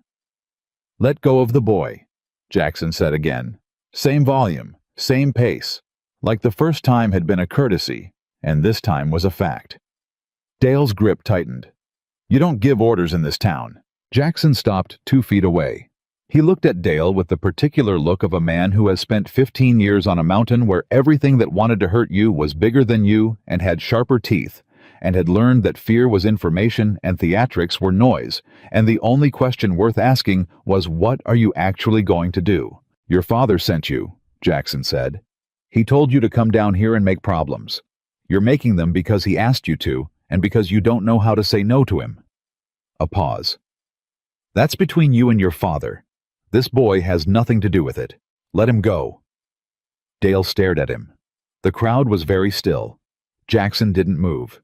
And Dale Granger, 23, built like a wall, with his father's name behind him, and half a street of witnesses in front of him, let go of the boy's collar. He let go because Jackson Hale didn't flinch, and somewhere underneath all the borrowed authority, Dale Granger understood the difference between a man performing certainty and a man who actually had it. The Henley boy stumbled back. Jackson put a hand on his shoulder, briefly steadying, then let him go. Dale said low and ugly, "This isn't done." "It's done for today," Jackson said. He walked back to Luke. Luke was standing exactly where Jackson had left him, except that he'd moved 3 feet closer, which was the distance Luke had allowed himself before overriding the instruction to stay put. He was watching Dale Granger with those careful eyes. "Come on," Jackson said. "Let's finish loading." "You knew he was going to back down," Luke said, falling into step beside him. "I thought he would." "What if he hadn't?" Jackson was quiet for a moment. "Then we'd have dealt with what came next." Luke considered this. "That's not very reassuring." "No," Jackson agreed. "But it's honest." Something that might have been the beginning of a reluctant smile crossed Luke's face. He picked up a bag of feed and loaded it without being asked. They were back on the mountain by mid-afternoon. Eleanor heard what happened in town from Jackson. She listened with her arms folded, and her expression doing the rapid internal calculation it always did when new information arrived. "Dale's impulsive," she said. "That's useful. Impulsive people make mistakes in public." "He also scared that Henley boy," Jackson said. "He did, which Calvin Henley is going to know about by sundown." She paused. "One more thing for Thomas Webb's file." Thomas Webb arrived on a Wednesday 2 days earlier than expected, which Eleanor took as a good sign. He was a compact man, late 50s with a gray beard kept short. and eyes that moved across a room with the steady inventory of someone whose profession required him to see exactly what was there and not what he'd assumed. He carried a leather case that had clearly survived considerable use, and he arrived having already stopped in town and spoken to Roy Casper, which he mentioned without being asked. "Casper's more useful than he thinks he is," Webb said, settling at the table. "Men like that often are. They know where everything is because they've been watching without participating. He gave me 3 names I didn't have yet." Eleanor set coffee in front of him. He accepted it and looked around the cabin with those inventory eyes, and then looked back at Eleanor and Jackson with an expression that wasn't quite approval, but was adjacent to it. "Tell me everything," he said. "From the beginning, and don't spare anything because you think it makes you look bad. The things people think make them look bad are usually the things that matter most." They talked for 3 hours. Jackson laid out the history of Granger's pressure on the property. Eleanor laid out everything she'd assembled: the families, the documentation, the school board action, the men on the ridge, Dale Granger in the street.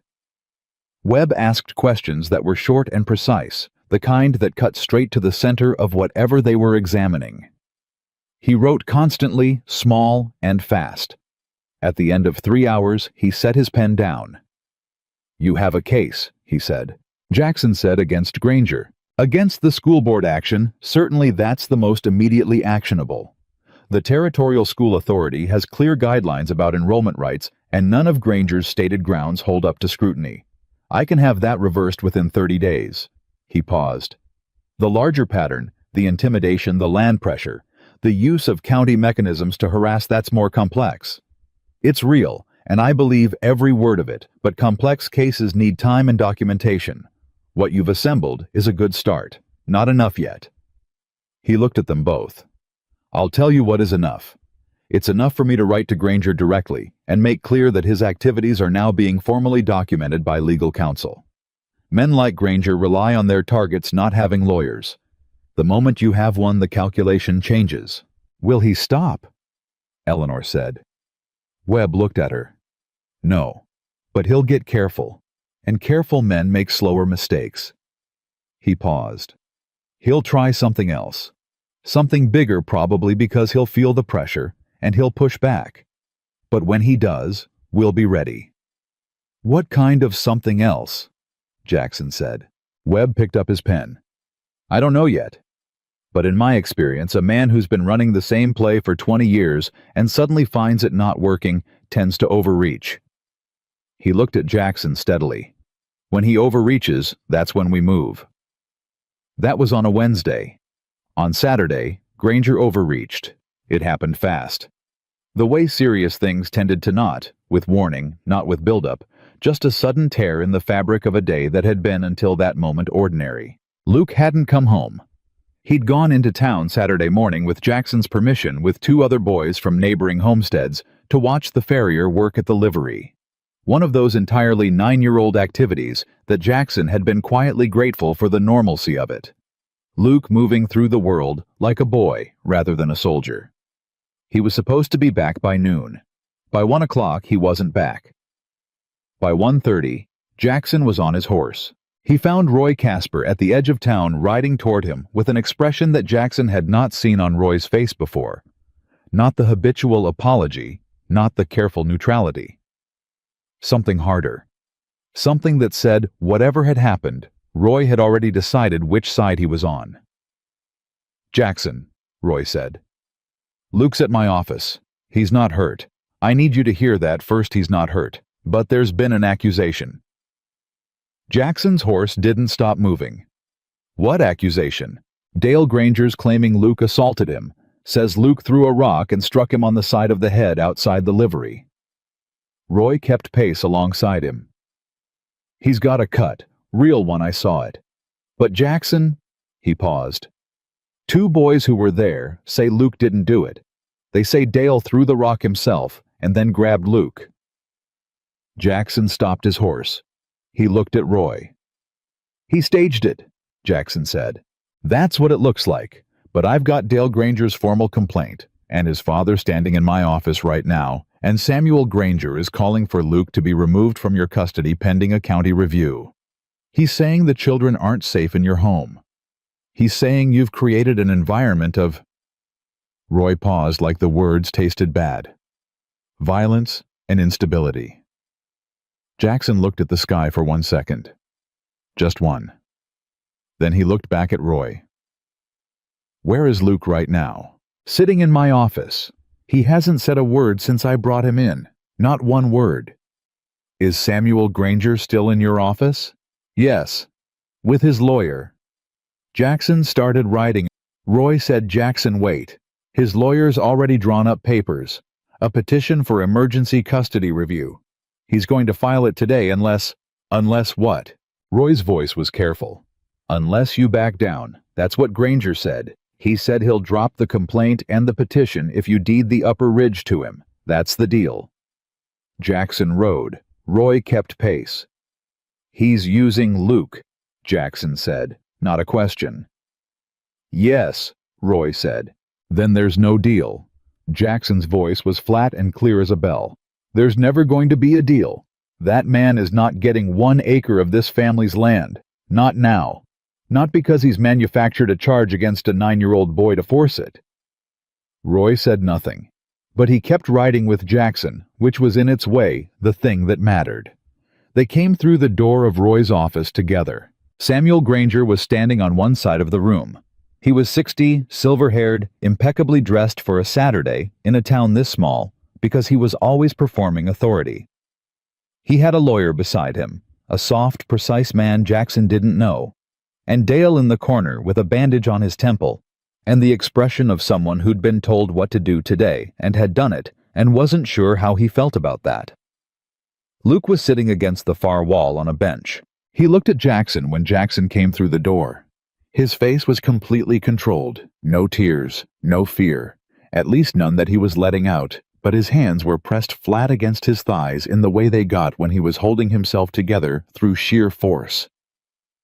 Jackson crossed the room and crouched in front of him. "You okay?" he said. "I didn't throw anything," Luke said.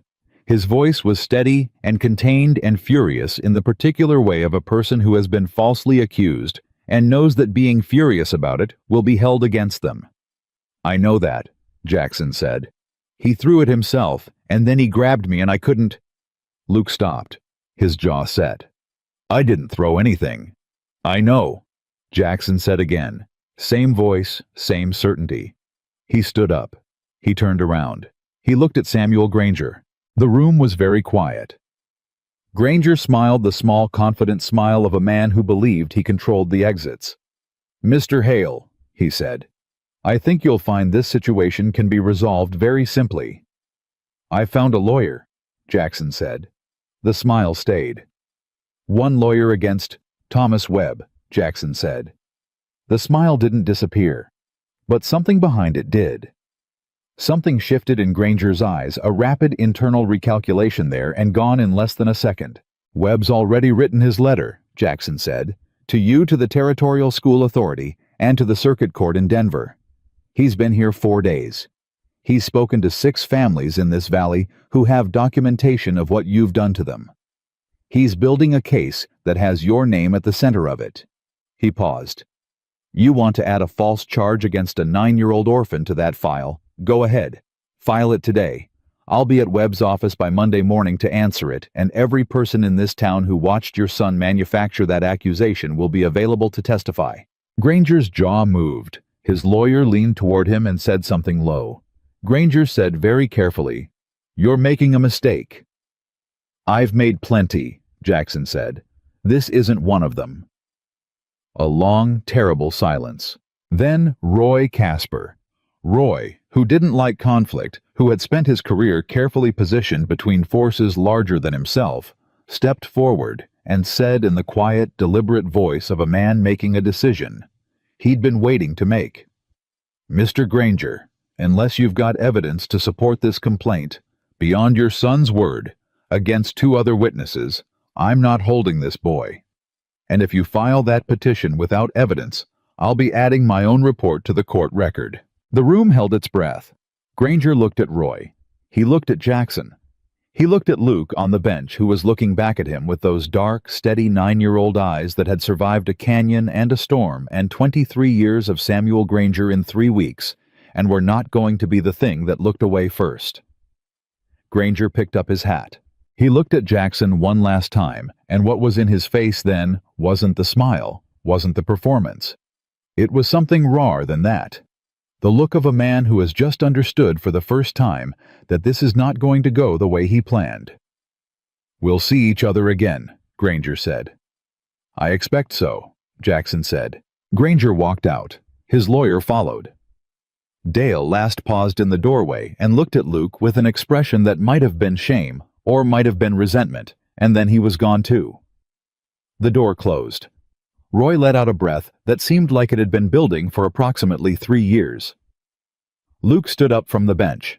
He walked to Jackson and stood beside him, not behind, not holding on, not asking to be held. Just beside. Shoulder to arm the way he stood when they were working the fence together or loading the wagon. Present and accounted for. Jackson put his hand briefly on the back of the boy's neck.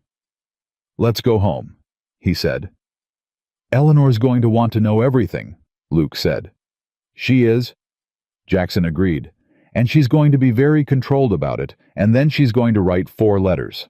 Despite everything, despite the day, despite what had just happened, despite the weight of it." Luke made a sound that was small and quick and entirely unexpected. He laughed. It was the first time Jackson had heard it. A real laugh, not polite, not careful. The laugh of a boy who'd found something genuinely funny in the middle of a hard day and hadn't been able to help it.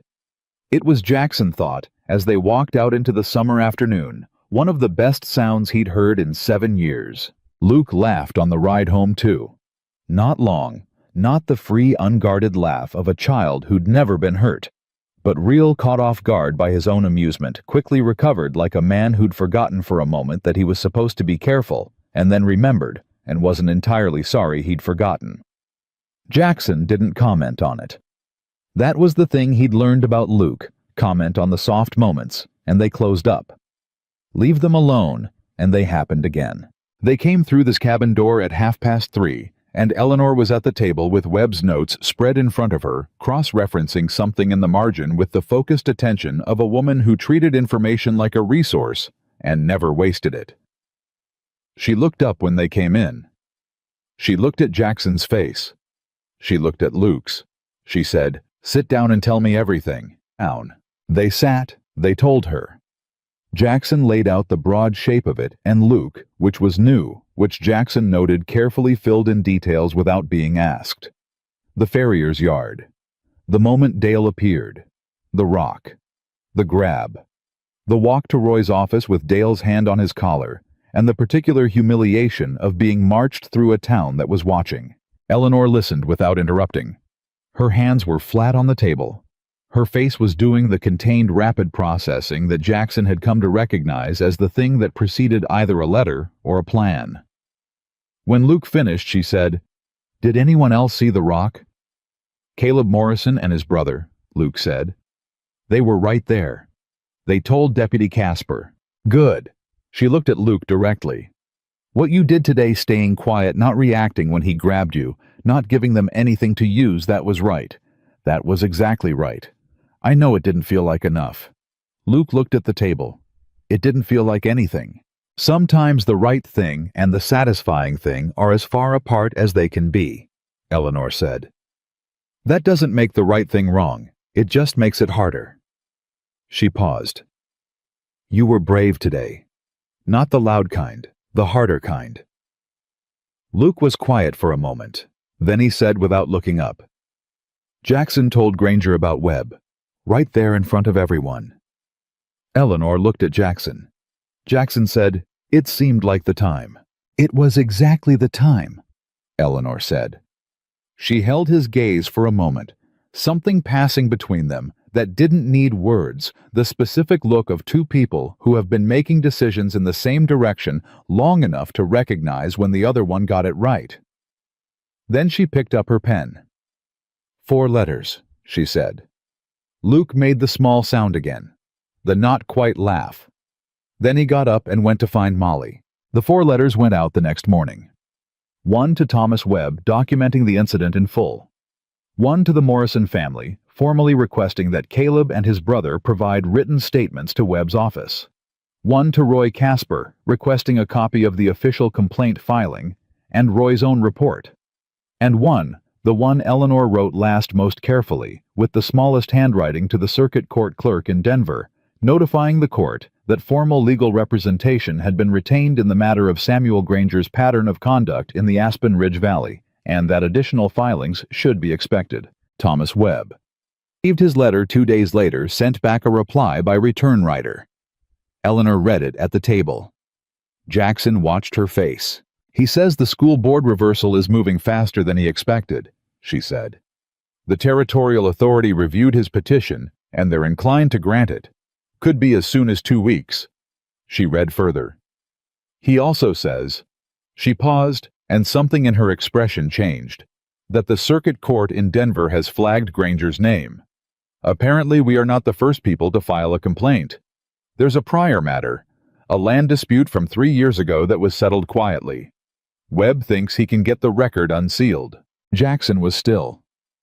"Someone else tried to fight him before," he said. "And couldn't," Eleanor said. "Or didn't have enough." She set the letter down. "We have more." What happened next was 12 days of what Eleanor called the quiet war. No confrontations, no dramatic moves. Just the steady, patient work of people who understood that the outcome of a fight like this one wasn't decided in a single moment, but in the accumulation of 100 small ones. The Morrison boys gave their statements. Webb had them notarized and filed.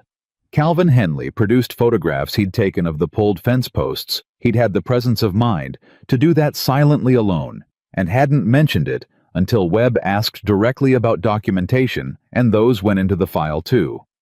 Nora Beale brought in both assessor's notices and a letter she'd received unsigned, but clearly sourced, suggesting she reconsider her position on the building sale before her business license came up for annual review. That letter, Webb said when he saw it, was the best thing they had. Because threatening a business license was something a court could look at. It had specificity. It had intent. Granger was quiet during those 12 days. Too quiet, Eleanor said. She said it the way people said things when they knew the quiet was a held breath and not an ending. She was right. On the 13th day, Roy Casper rode up the mountain in the late afternoon, and his face had the look it always had when he was carrying bad news, the particular compression of a man who'd rather be anywhere else. Eleanor saw him first from the window.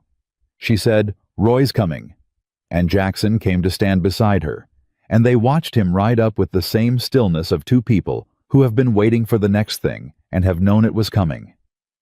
Roy came inside. He took his hat off. He stood in the middle of the cabin the way he always stood when he was saying something he didn't want to say. "There's a hearing," he said.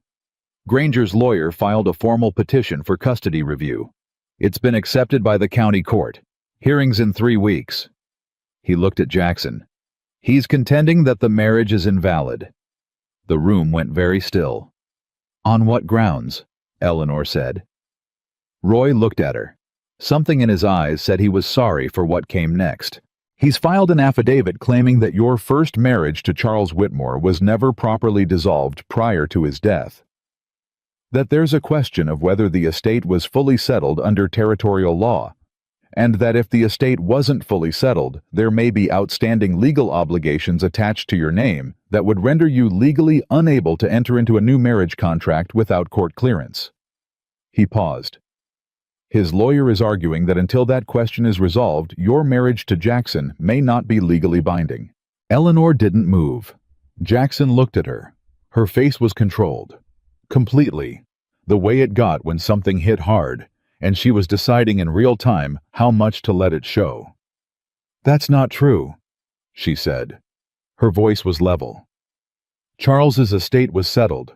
I have the documentation." "Do you have it here?" Roy said. A pause. "It's in Dunn Creek," she said.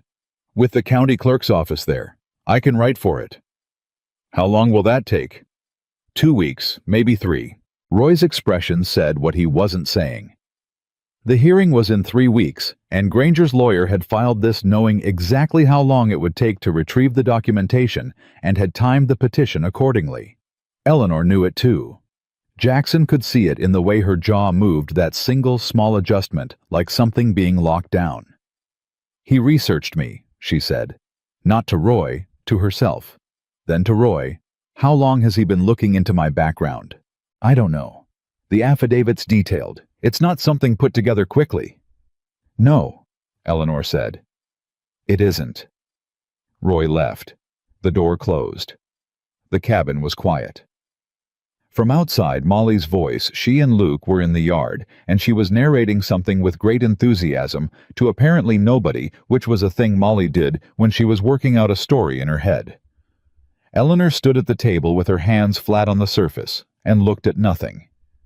Jackson said, "Eleanor, he's been planning this since before the wedding," she said. "Possibly before.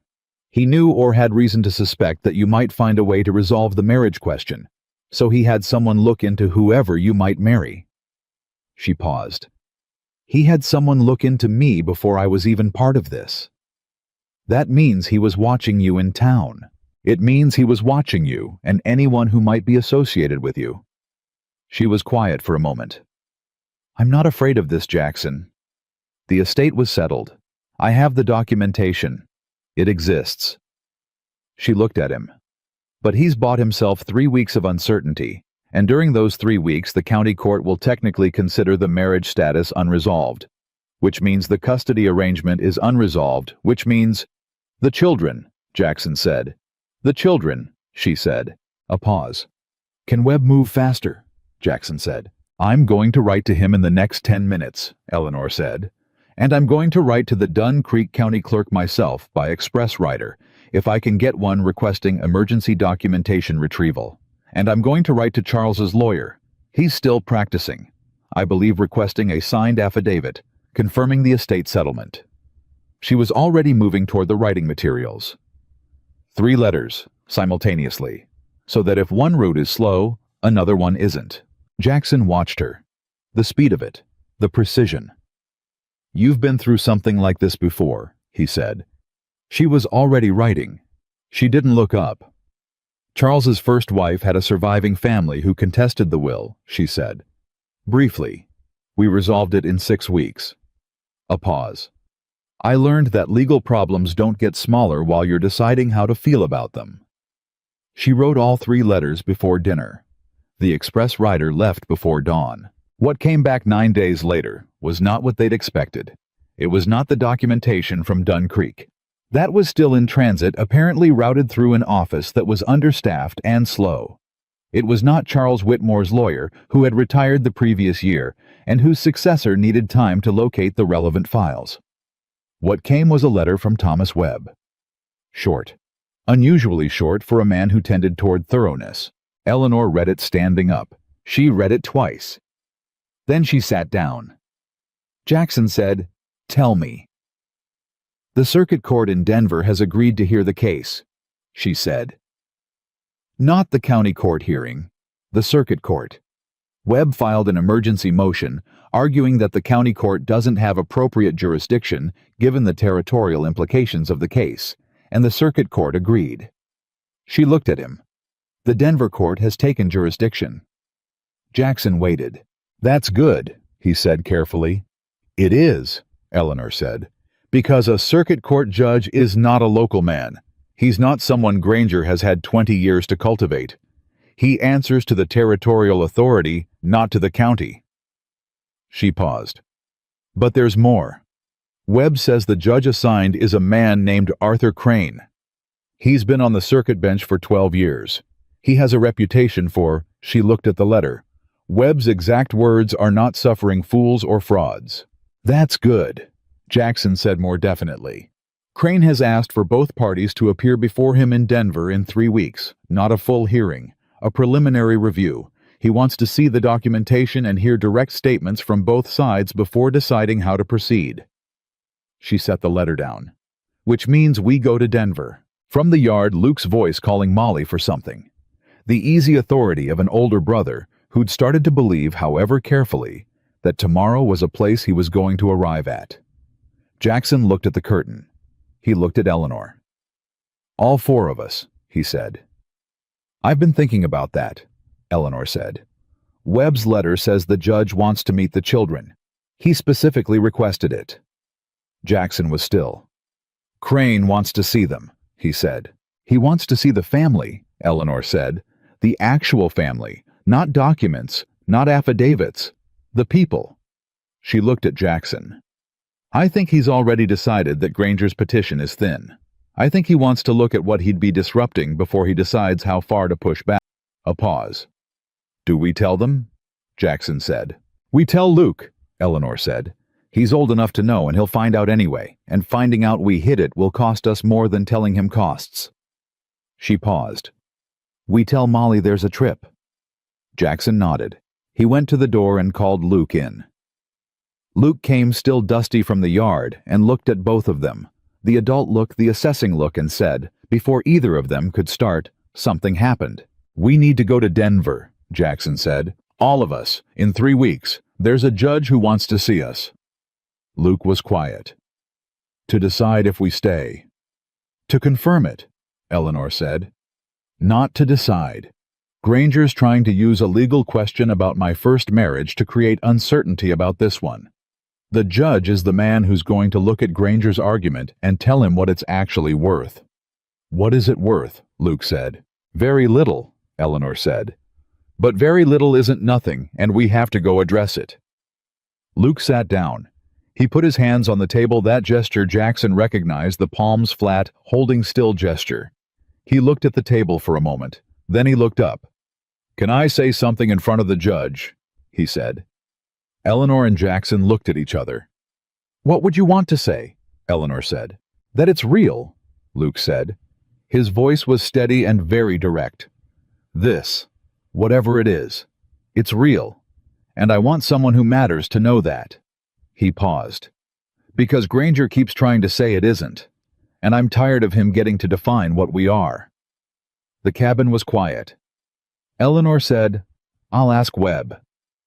Webb's reply when she wrote to him that evening with the question came back in 4 days. The judge, Webb wrote, has specifically indicated that he will hear from the children if they wish to speak. He is not required to and cannot compel them. But if Luke chooses to make a statement, Judge Crane will hear it. Eleanor read that sentence aloud at the table. Luke was doing his reading across from her. He heard it.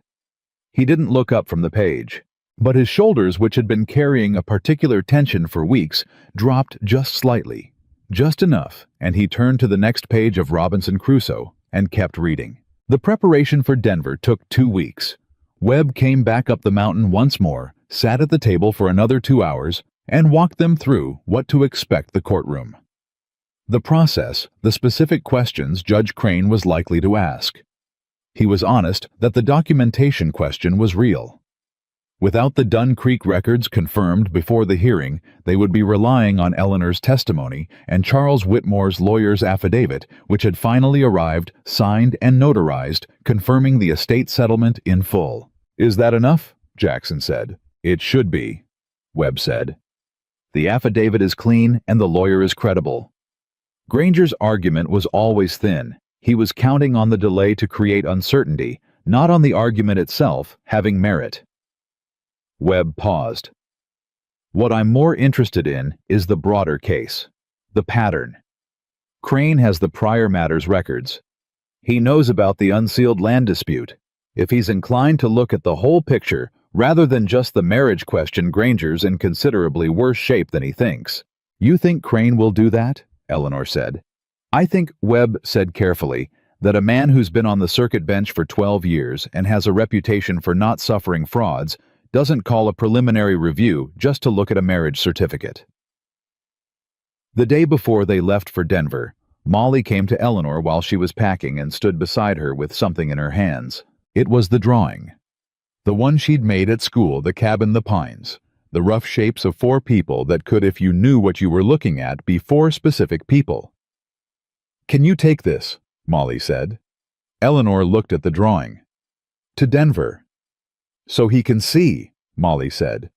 "The judge, so he can see what it looks like." Eleanor took the drawing very carefully. She folded it gently precisely and put it in the inside pocket of her bag closest to hand. "I'll make sure he sees it," she said. Molly looked at her for a moment. Then she reached out and took Eleanor's hand, just held it for a second, the small fingers wrapped around Eleanor's checking something. Eleanor didn't move, didn't make a production of it. Then Molly let go and ran back outside, and Eleanor stood for a moment with the bag in her hands and looked at nothing. Jackson had come in from the barn and had seen the last of it from the doorway. He didn't say anything. Eleanor looked up and saw him standing there and didn't say anything either. They left at dawn. The road to Denver was 3 days, and they made it in steady stages, long days on horseback, with Molly in front of Eleanor for the flat stretches, and transferred to a rented wagon seat when the grade made riding easier.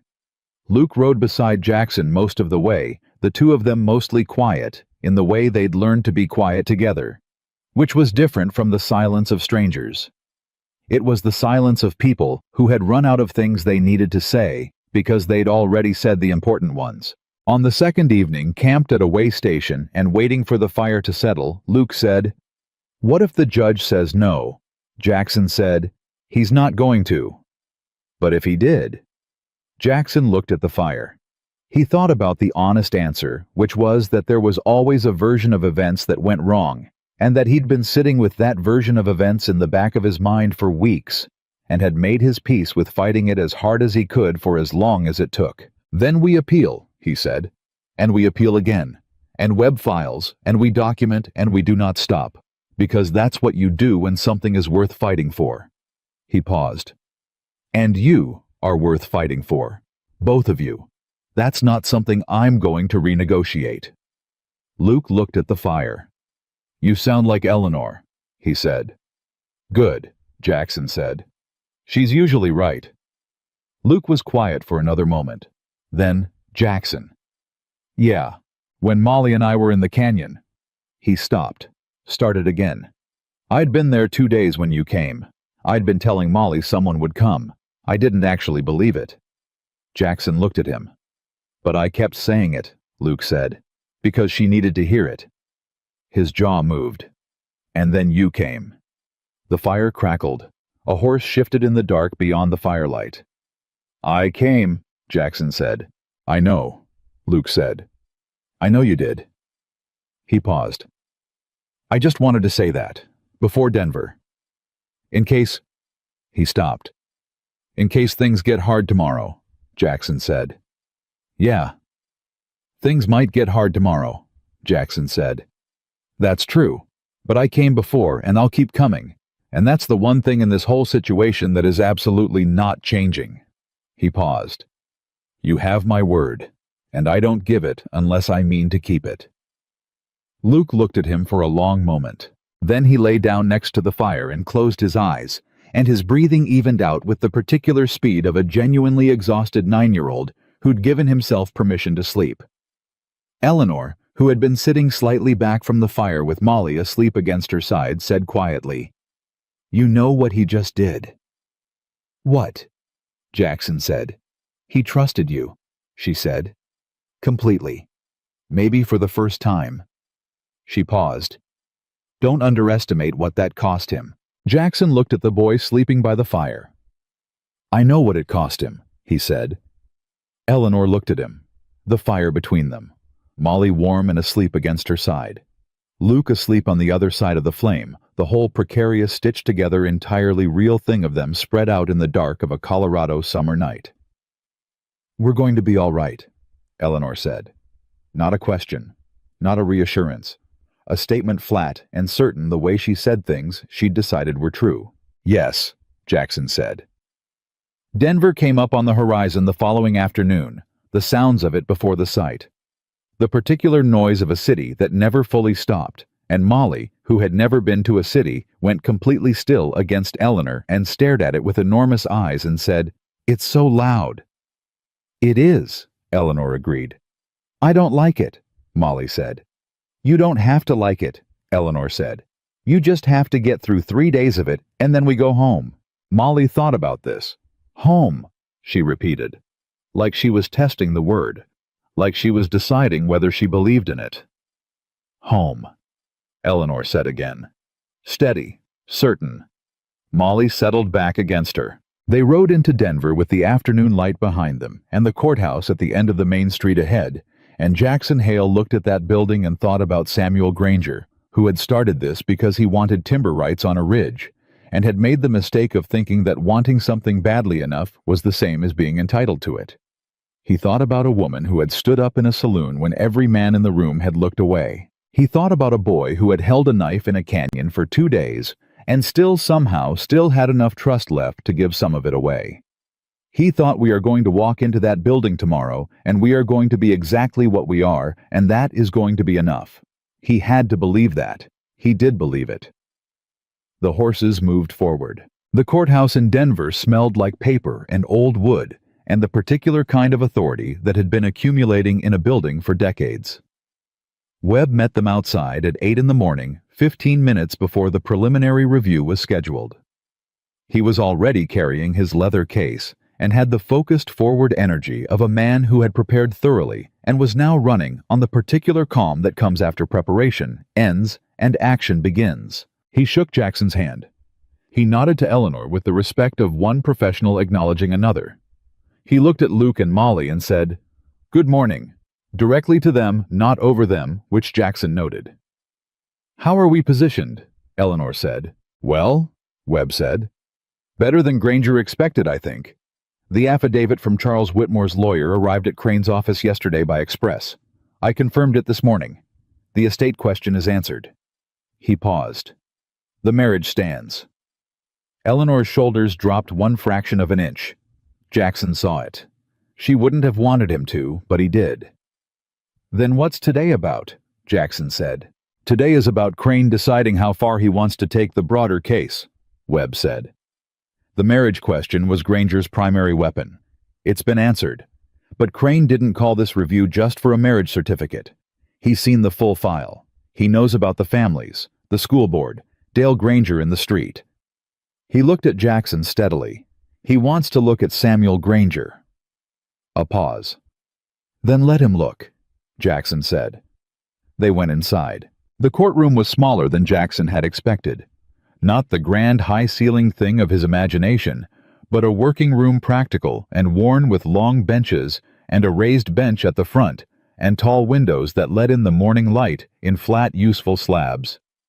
It smelled like the rest of the building, like decisions that couldn't be taken back. Granger was already there. He was seated on the left side with his lawyer, the same soft, precise man from Roy's office, and 2 additional men Jackson didn't recognize, both carrying document cases, which meant Granger had brought reinforcements and had spent money on them. He was dressed the way he'd been dressed in Roy's office, performing authority, performing the confidence of a man who bought his way out of consequences and had done so long enough to believe it was the natural order of things. He looked at Jackson when they came in. His face did nothing. Jackson looked back at him.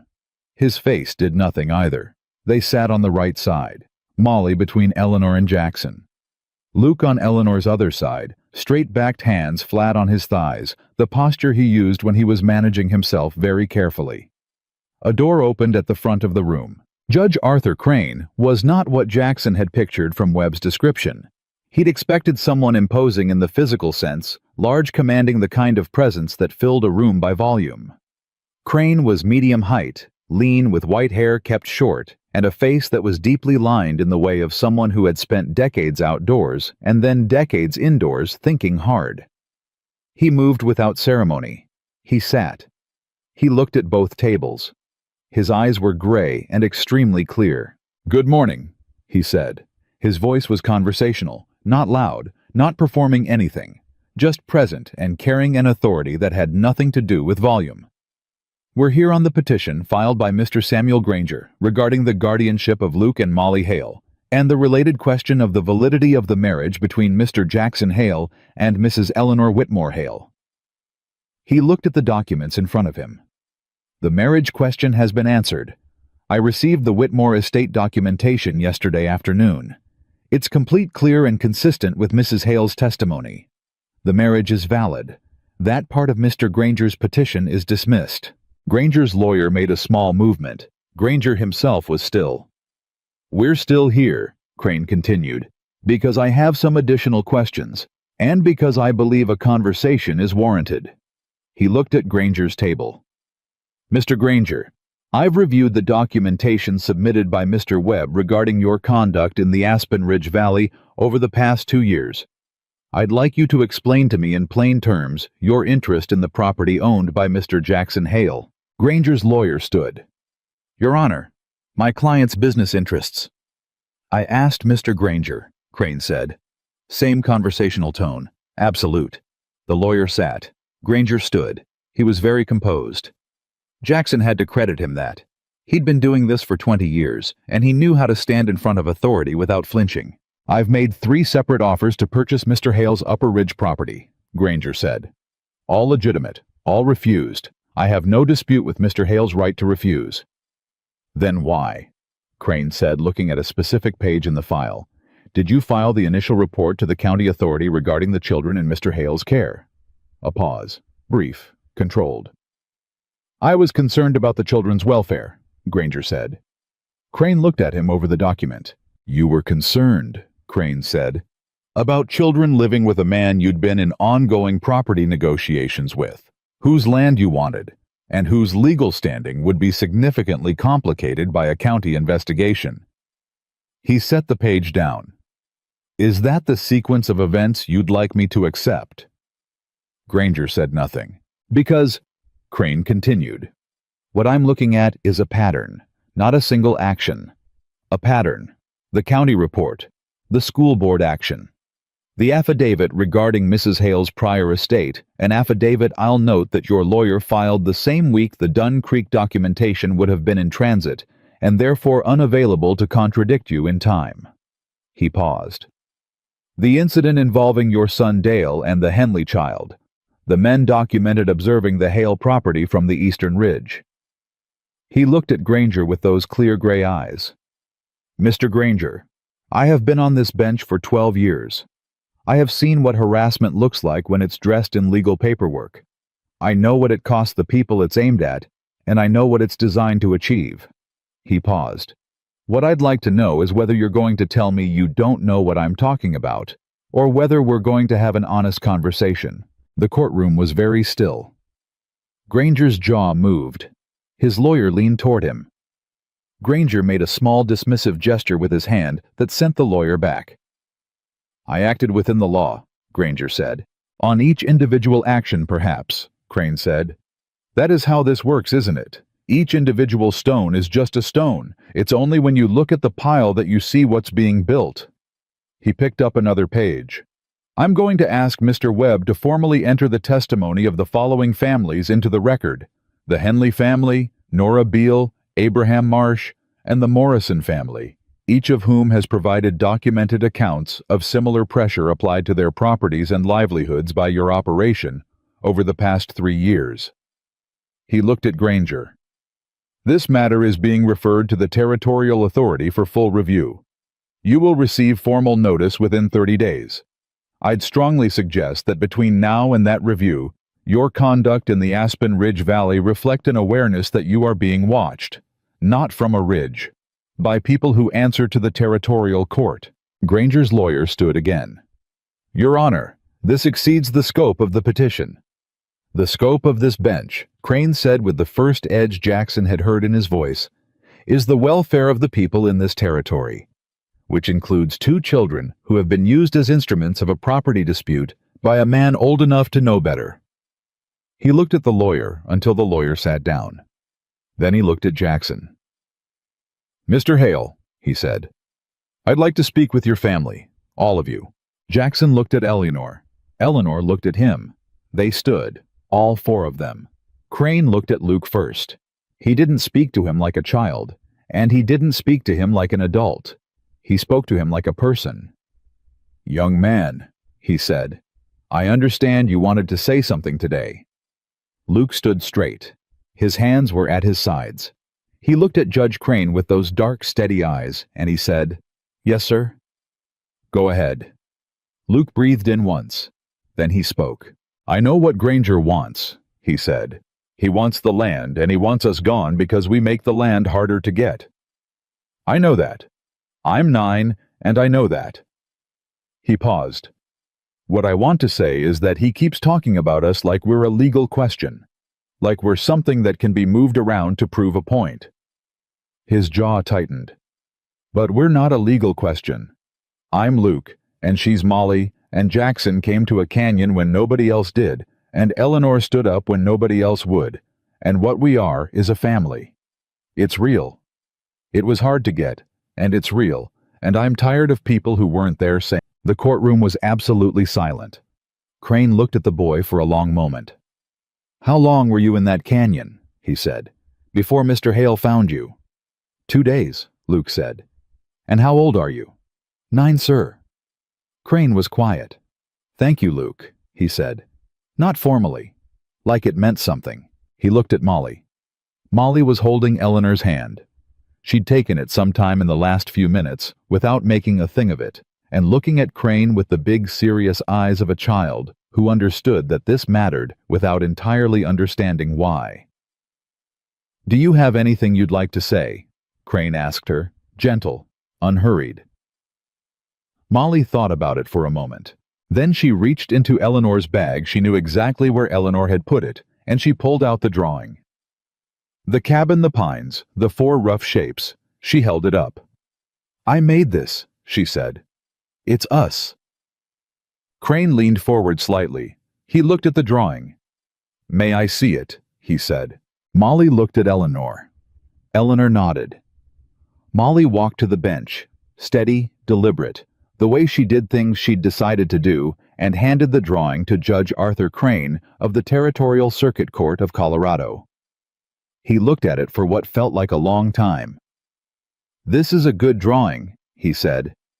Thank you, Molly said. I made the cabin too big, but Eleanor said that wasn't wrong. She said it just meant I felt safe in it. Something moved in Crane's face.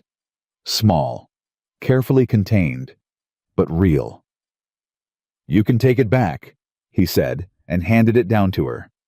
She took it and walked back and pressed herself against Eleanor's side. Crane looked at the room. He looked at Granger, who had not moved, who had been watching this entire exchange with the face of a man who had come prepared for a legal argument and found himself in something that legal arguments couldn't touch. Crane said, The custody of Luke and Molly Hale is confirmed in the household of Jackson and Eleanor Hale, effective immediately and without condition. The 90-day review previously ordered by the county is transferred to this court's jurisdiction and will be conducted by a representative I appoint, not a county appointee. He looked at Granger's table. Mr. Granger's petition is dismissed with a formal notation of bad faith filing. The Territorial Authority review will proceed independently. We're adjourned. He hit the gavel. It was over. Except that it wasn't quite, because Granger stood up on his side of the room and for a moment just looked at Jackson across the space between them, and there was nothing in his face now that was performance or composure. It was something raw. The face of a man confronting the specific unfamiliar experience of having lost genuinely and publicly and not knowing what came next. Jackson looked at him and felt not triumph, not satisfaction, not any of the things he might have expected. What he felt was something closer to pity, and he was surprised by it, and then not surprised because he'd spent 7 years on a mountain learning that bitterness was a weight that never got lighter, no matter how justified it was. Granger looked away first. His lawyer touched his arm. They gathered their papers. They walked out. Dale, who had been sitting in the back of the room, Jackson hadn't noticed him until that moment. A 23-year-old man, sitting alone in the last row watching, stood up and followed his father out. He didn't look at Jackson. He looked at Luke briefly as he passed, and what was in his face then was something Jackson couldn't entirely read. Not malice. Something more complicated than malice. The face of a young man who had been handed his father's way of moving through the world, and was beginning perhaps to notice what it had cost. The door closed. Webb appeared at Jackson's elbow. That went better than best case, he said. Crane? Jackson said. He already knew. He came in knowing, Webb confirmed. The prior matter, the unsealed records, he'd read all of it. He was never going to rule for Granger. What he wanted was to see what Granger would do when put in a room where the usual tools didn't work. He glanced at the bench where Crane had already disappeared through the back door. "And he wanted to see you. Did we pass?" Eleanor said. Webb looked at Molly's drawing still in Molly's hands. "I think," he said, "the drawing did most of the work." Molly looked deeply satisfied by this. They were back on the road north by mid-afternoon.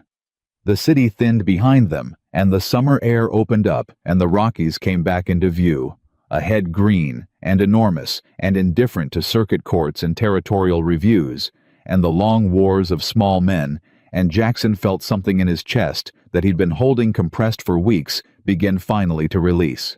Beside him, Eleanor rode without speaking for a long time.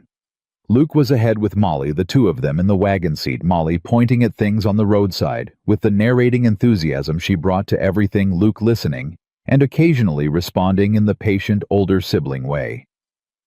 "What are you thinking?" Jackson said. Eleanor was quiet for a moment. "I'm thinking about what Webb said," she said.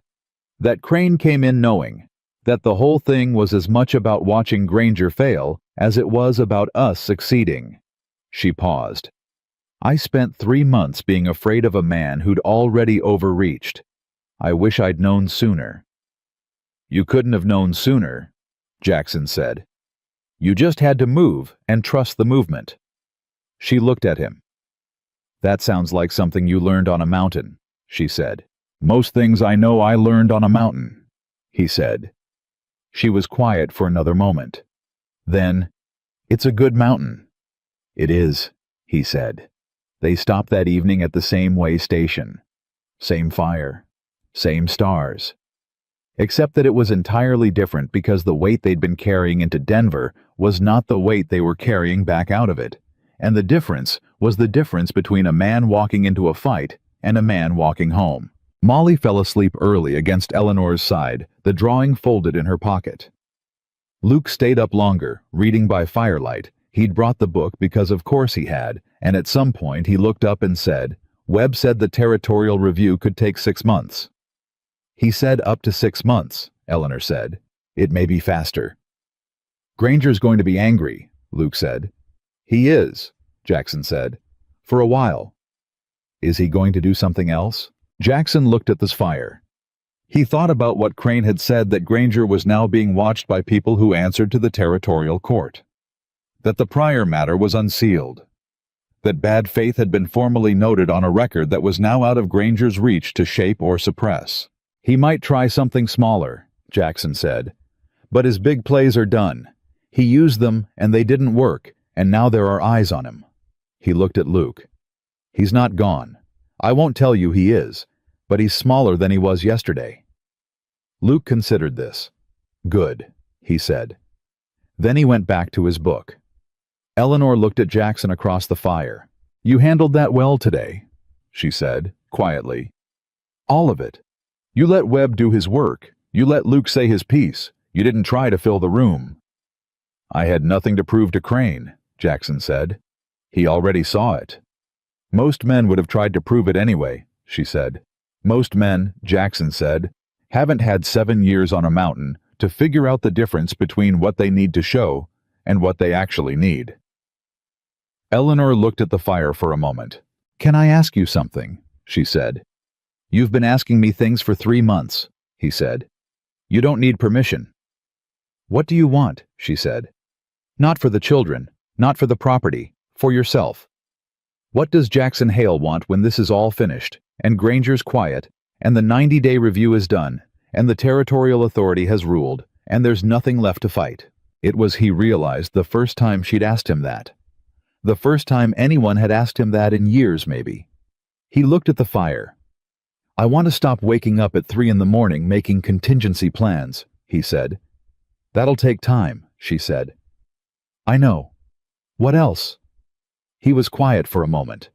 He thought about what honest felt like, the specific weight of a truth you'd been keeping in the back of your chest and hadn't said aloud yet. "I'd like this to be real," he said. "What we are. I know how it started. I know why we did it. But I'd like what we've been doing these 3 months the way it's been between us. He stopped, started again. I'd like that to be something we chose, not just something that happened to us. Eleanor was very still. She looked at the fire. I've been thinking about that, she said, for a while. And I think, she said slowly, that somewhere between the barn conversation about Granger and the 4 letters and Thomas Webb and Denver, the thing I agreed to in that saloon became the thing I would have agreed to anyway. She paused. Given the chance. Jackson looked at her. Given the chance, he said. Given the... she said. And she looked at him directly without flinching the way she did everything. I would have chosen this. I think I have been choosing it every day since about the 4th morning. I just wasn't ready to say so. The fire crackled. Luke on the other side of it turned a page. I should have asked sooner, Jackson said. You asked at the right time, Eleanor said. The right time is usually when you actually do the thing, not when you think about doing it. A pause. I've been waiting for you to say it first, because I wasn't entirely sure you... She stopped. I was sure, Jackson said. I wasn't sure it was fair to say so given how we started. How we started, Eleanor said, was me standing up in a room full of men who stayed sitting and walking toward something worth walking toward. She paused. I don't have any regrets about the start. Jackson looked at her for a long moment. The firelight and the stars and Molly asleep and Luke reading and the Rockies somewhere ahead in the dark and the 3 months behind them that had been harder and more real than anything he'd had in 7 years. Neither do I, he said. She held his gaze. Something settled between them, not dramatic, not declared, but solid, the way things got when they were genuinely true. The way the mountain was solid. The way the cabin was solid. The way the sound of Luke turning a page was solid. We should sleep, she said. We've got 2 days of road. We do, he said. She didn't move immediately. Neither did he. Then Luke said without looking up from the book, You 2 have been talking in a circle for 10 minutes, just so you know. Eleanor made a sound that was entirely unlike her controlled self. A small, involuntary exhale of surprised amusement. Jackson felt something loosen in his chest that had been there for a long time. Go to sleep, Luke, Eleanor said. I will in a minute, Luke said, turning another page. I'm at the good part. They were back on the mountain 4 days after they'd left it. The cabin looked the same. That was the first thing Jackson noticed, that it looked exactly as they'd left it. And that this was not neutral, that the sameness of it was its own kind of statement, because things that had been through what this cabin had been through, and still looked the same, had earned that sameness. Molly ran inside ahead of everyone and immediately put her drawing back on the windowsill next to the wildflower dry now, but still there, still standing because nobody had moved it. She looked at both of them for a moment, like she was confirming something. Then she announced she was hungry. Luke led the horses to the barn without being asked. Eleanor stood in the cabin doorway and looked at the room. The table, the lamp, the curtain, the windowsill with the drawing and the dry wildflower, and she breathed in once deeply and breathed out. Home, she said. She said it the same way she'd said it on the road to Denver to Molly. Flat and certain. The way she said things she'd decided were true. Jackson came and stood beside her. Home, he agreed. The territorial review came through 4 months later. Webb sent the summary by post, and Eleanor read it aloud at the breakfast table to Jackson to Luke, who had gone still and careful the way he did when something important was being decided to Molly, who was eating without looking up, and was either not listening or listening very carefully, which with Molly were sometimes the same. Samuel Granger had been formally cited for improper use of county mechanisms for private land acquisition purposes. He'd been assessed a substantial penalty and placed under a 2-year monitoring agreement with the territorial authority. The school board of Aspen Ridge had been reconstituted. The member Granger had controlled had resigned. Roy Casper had been commended specifically for his conduct in the matter. The Henley family received a formal acknowledgement of their complaint. So did Nora Beale. So did Abe Marsh. Eleanor read the last paragraph twice. She set the letter down. "Is it done?" Molly said. "It is," Eleanor said. Molly looked at her plate. "Did we win?" "We did," Jackson said. Molly nodded with great seriousness, as though confirming something she'd been reasonably confident about all along. Then she went back to eating. Luke looked at the letter on the table. He didn't pick it up.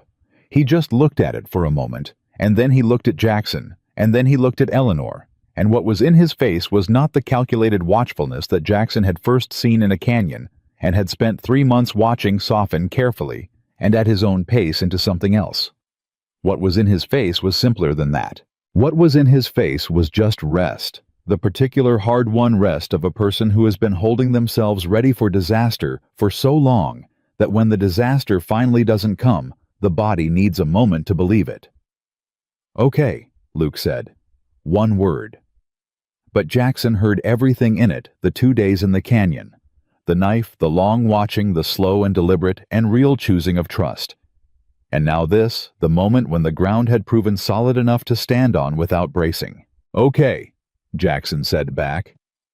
Nora Beale threw what she called a modest gathering, which in practice meant half the valley came to the store on a Saturday afternoon, and someone brought a fiddle, and the modest gathering became considerably less modest to mark the resolution of the territorial matter. Eleanor went. Jackson went.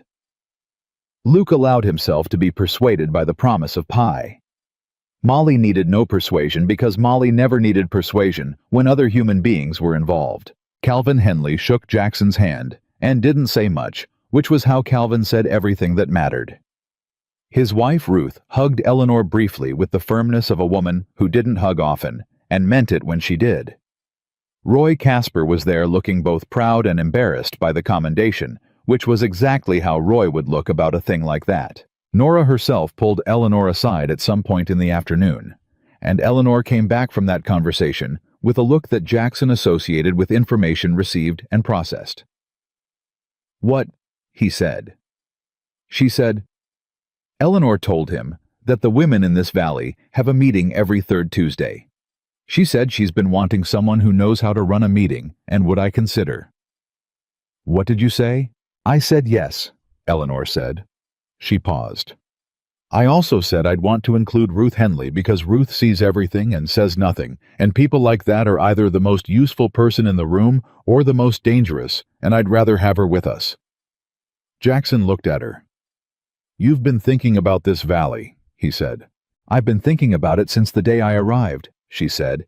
"These people need—" She paused, choosing the word carefully. "Coordination. They're strong individually and isolated collectively. Granger understood that. He built his whole operation on it." She looked at the room, at the families, at the neighbors who'd spent years standing alone against the same pressure and hadn't known the others were doing the same. It doesn't have to stay that way. Jackson thought about the woman who had stood up in a saloon. He thought about how she'd walked across that room. "No," he said. "It doesn't." She looked at him. The particular look they'd developed, the one that didn't need finishing. He said, "I'll have the lumber for the expansion ready by fall." She raised an eyebrow. "I didn't say anything about an expansion." "Third Tuesday meetings need a room," he said.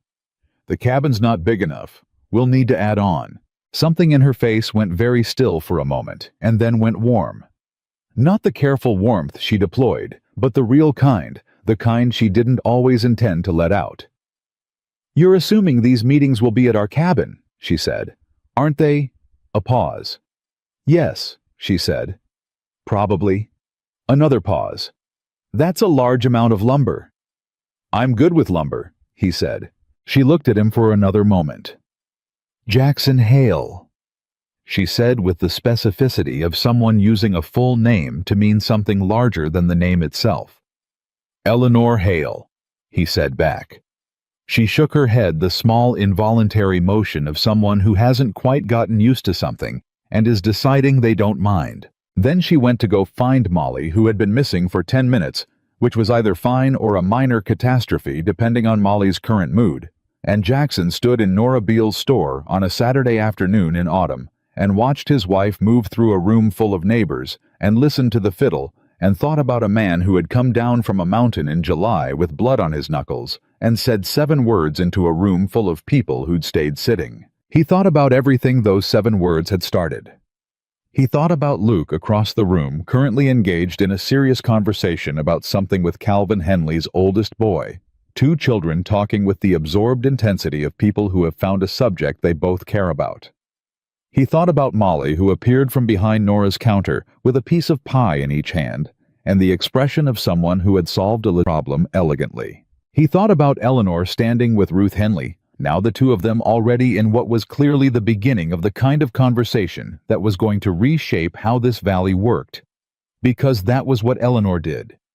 She walked into rooms, and she changed what was possible in them, and she did it without announcing herself, without asking permission, just by being someone who saw what needed doing and did it. He'd come down that mountain in July with nothing but desperation and a borrowed trust in the possibility that something could still go right.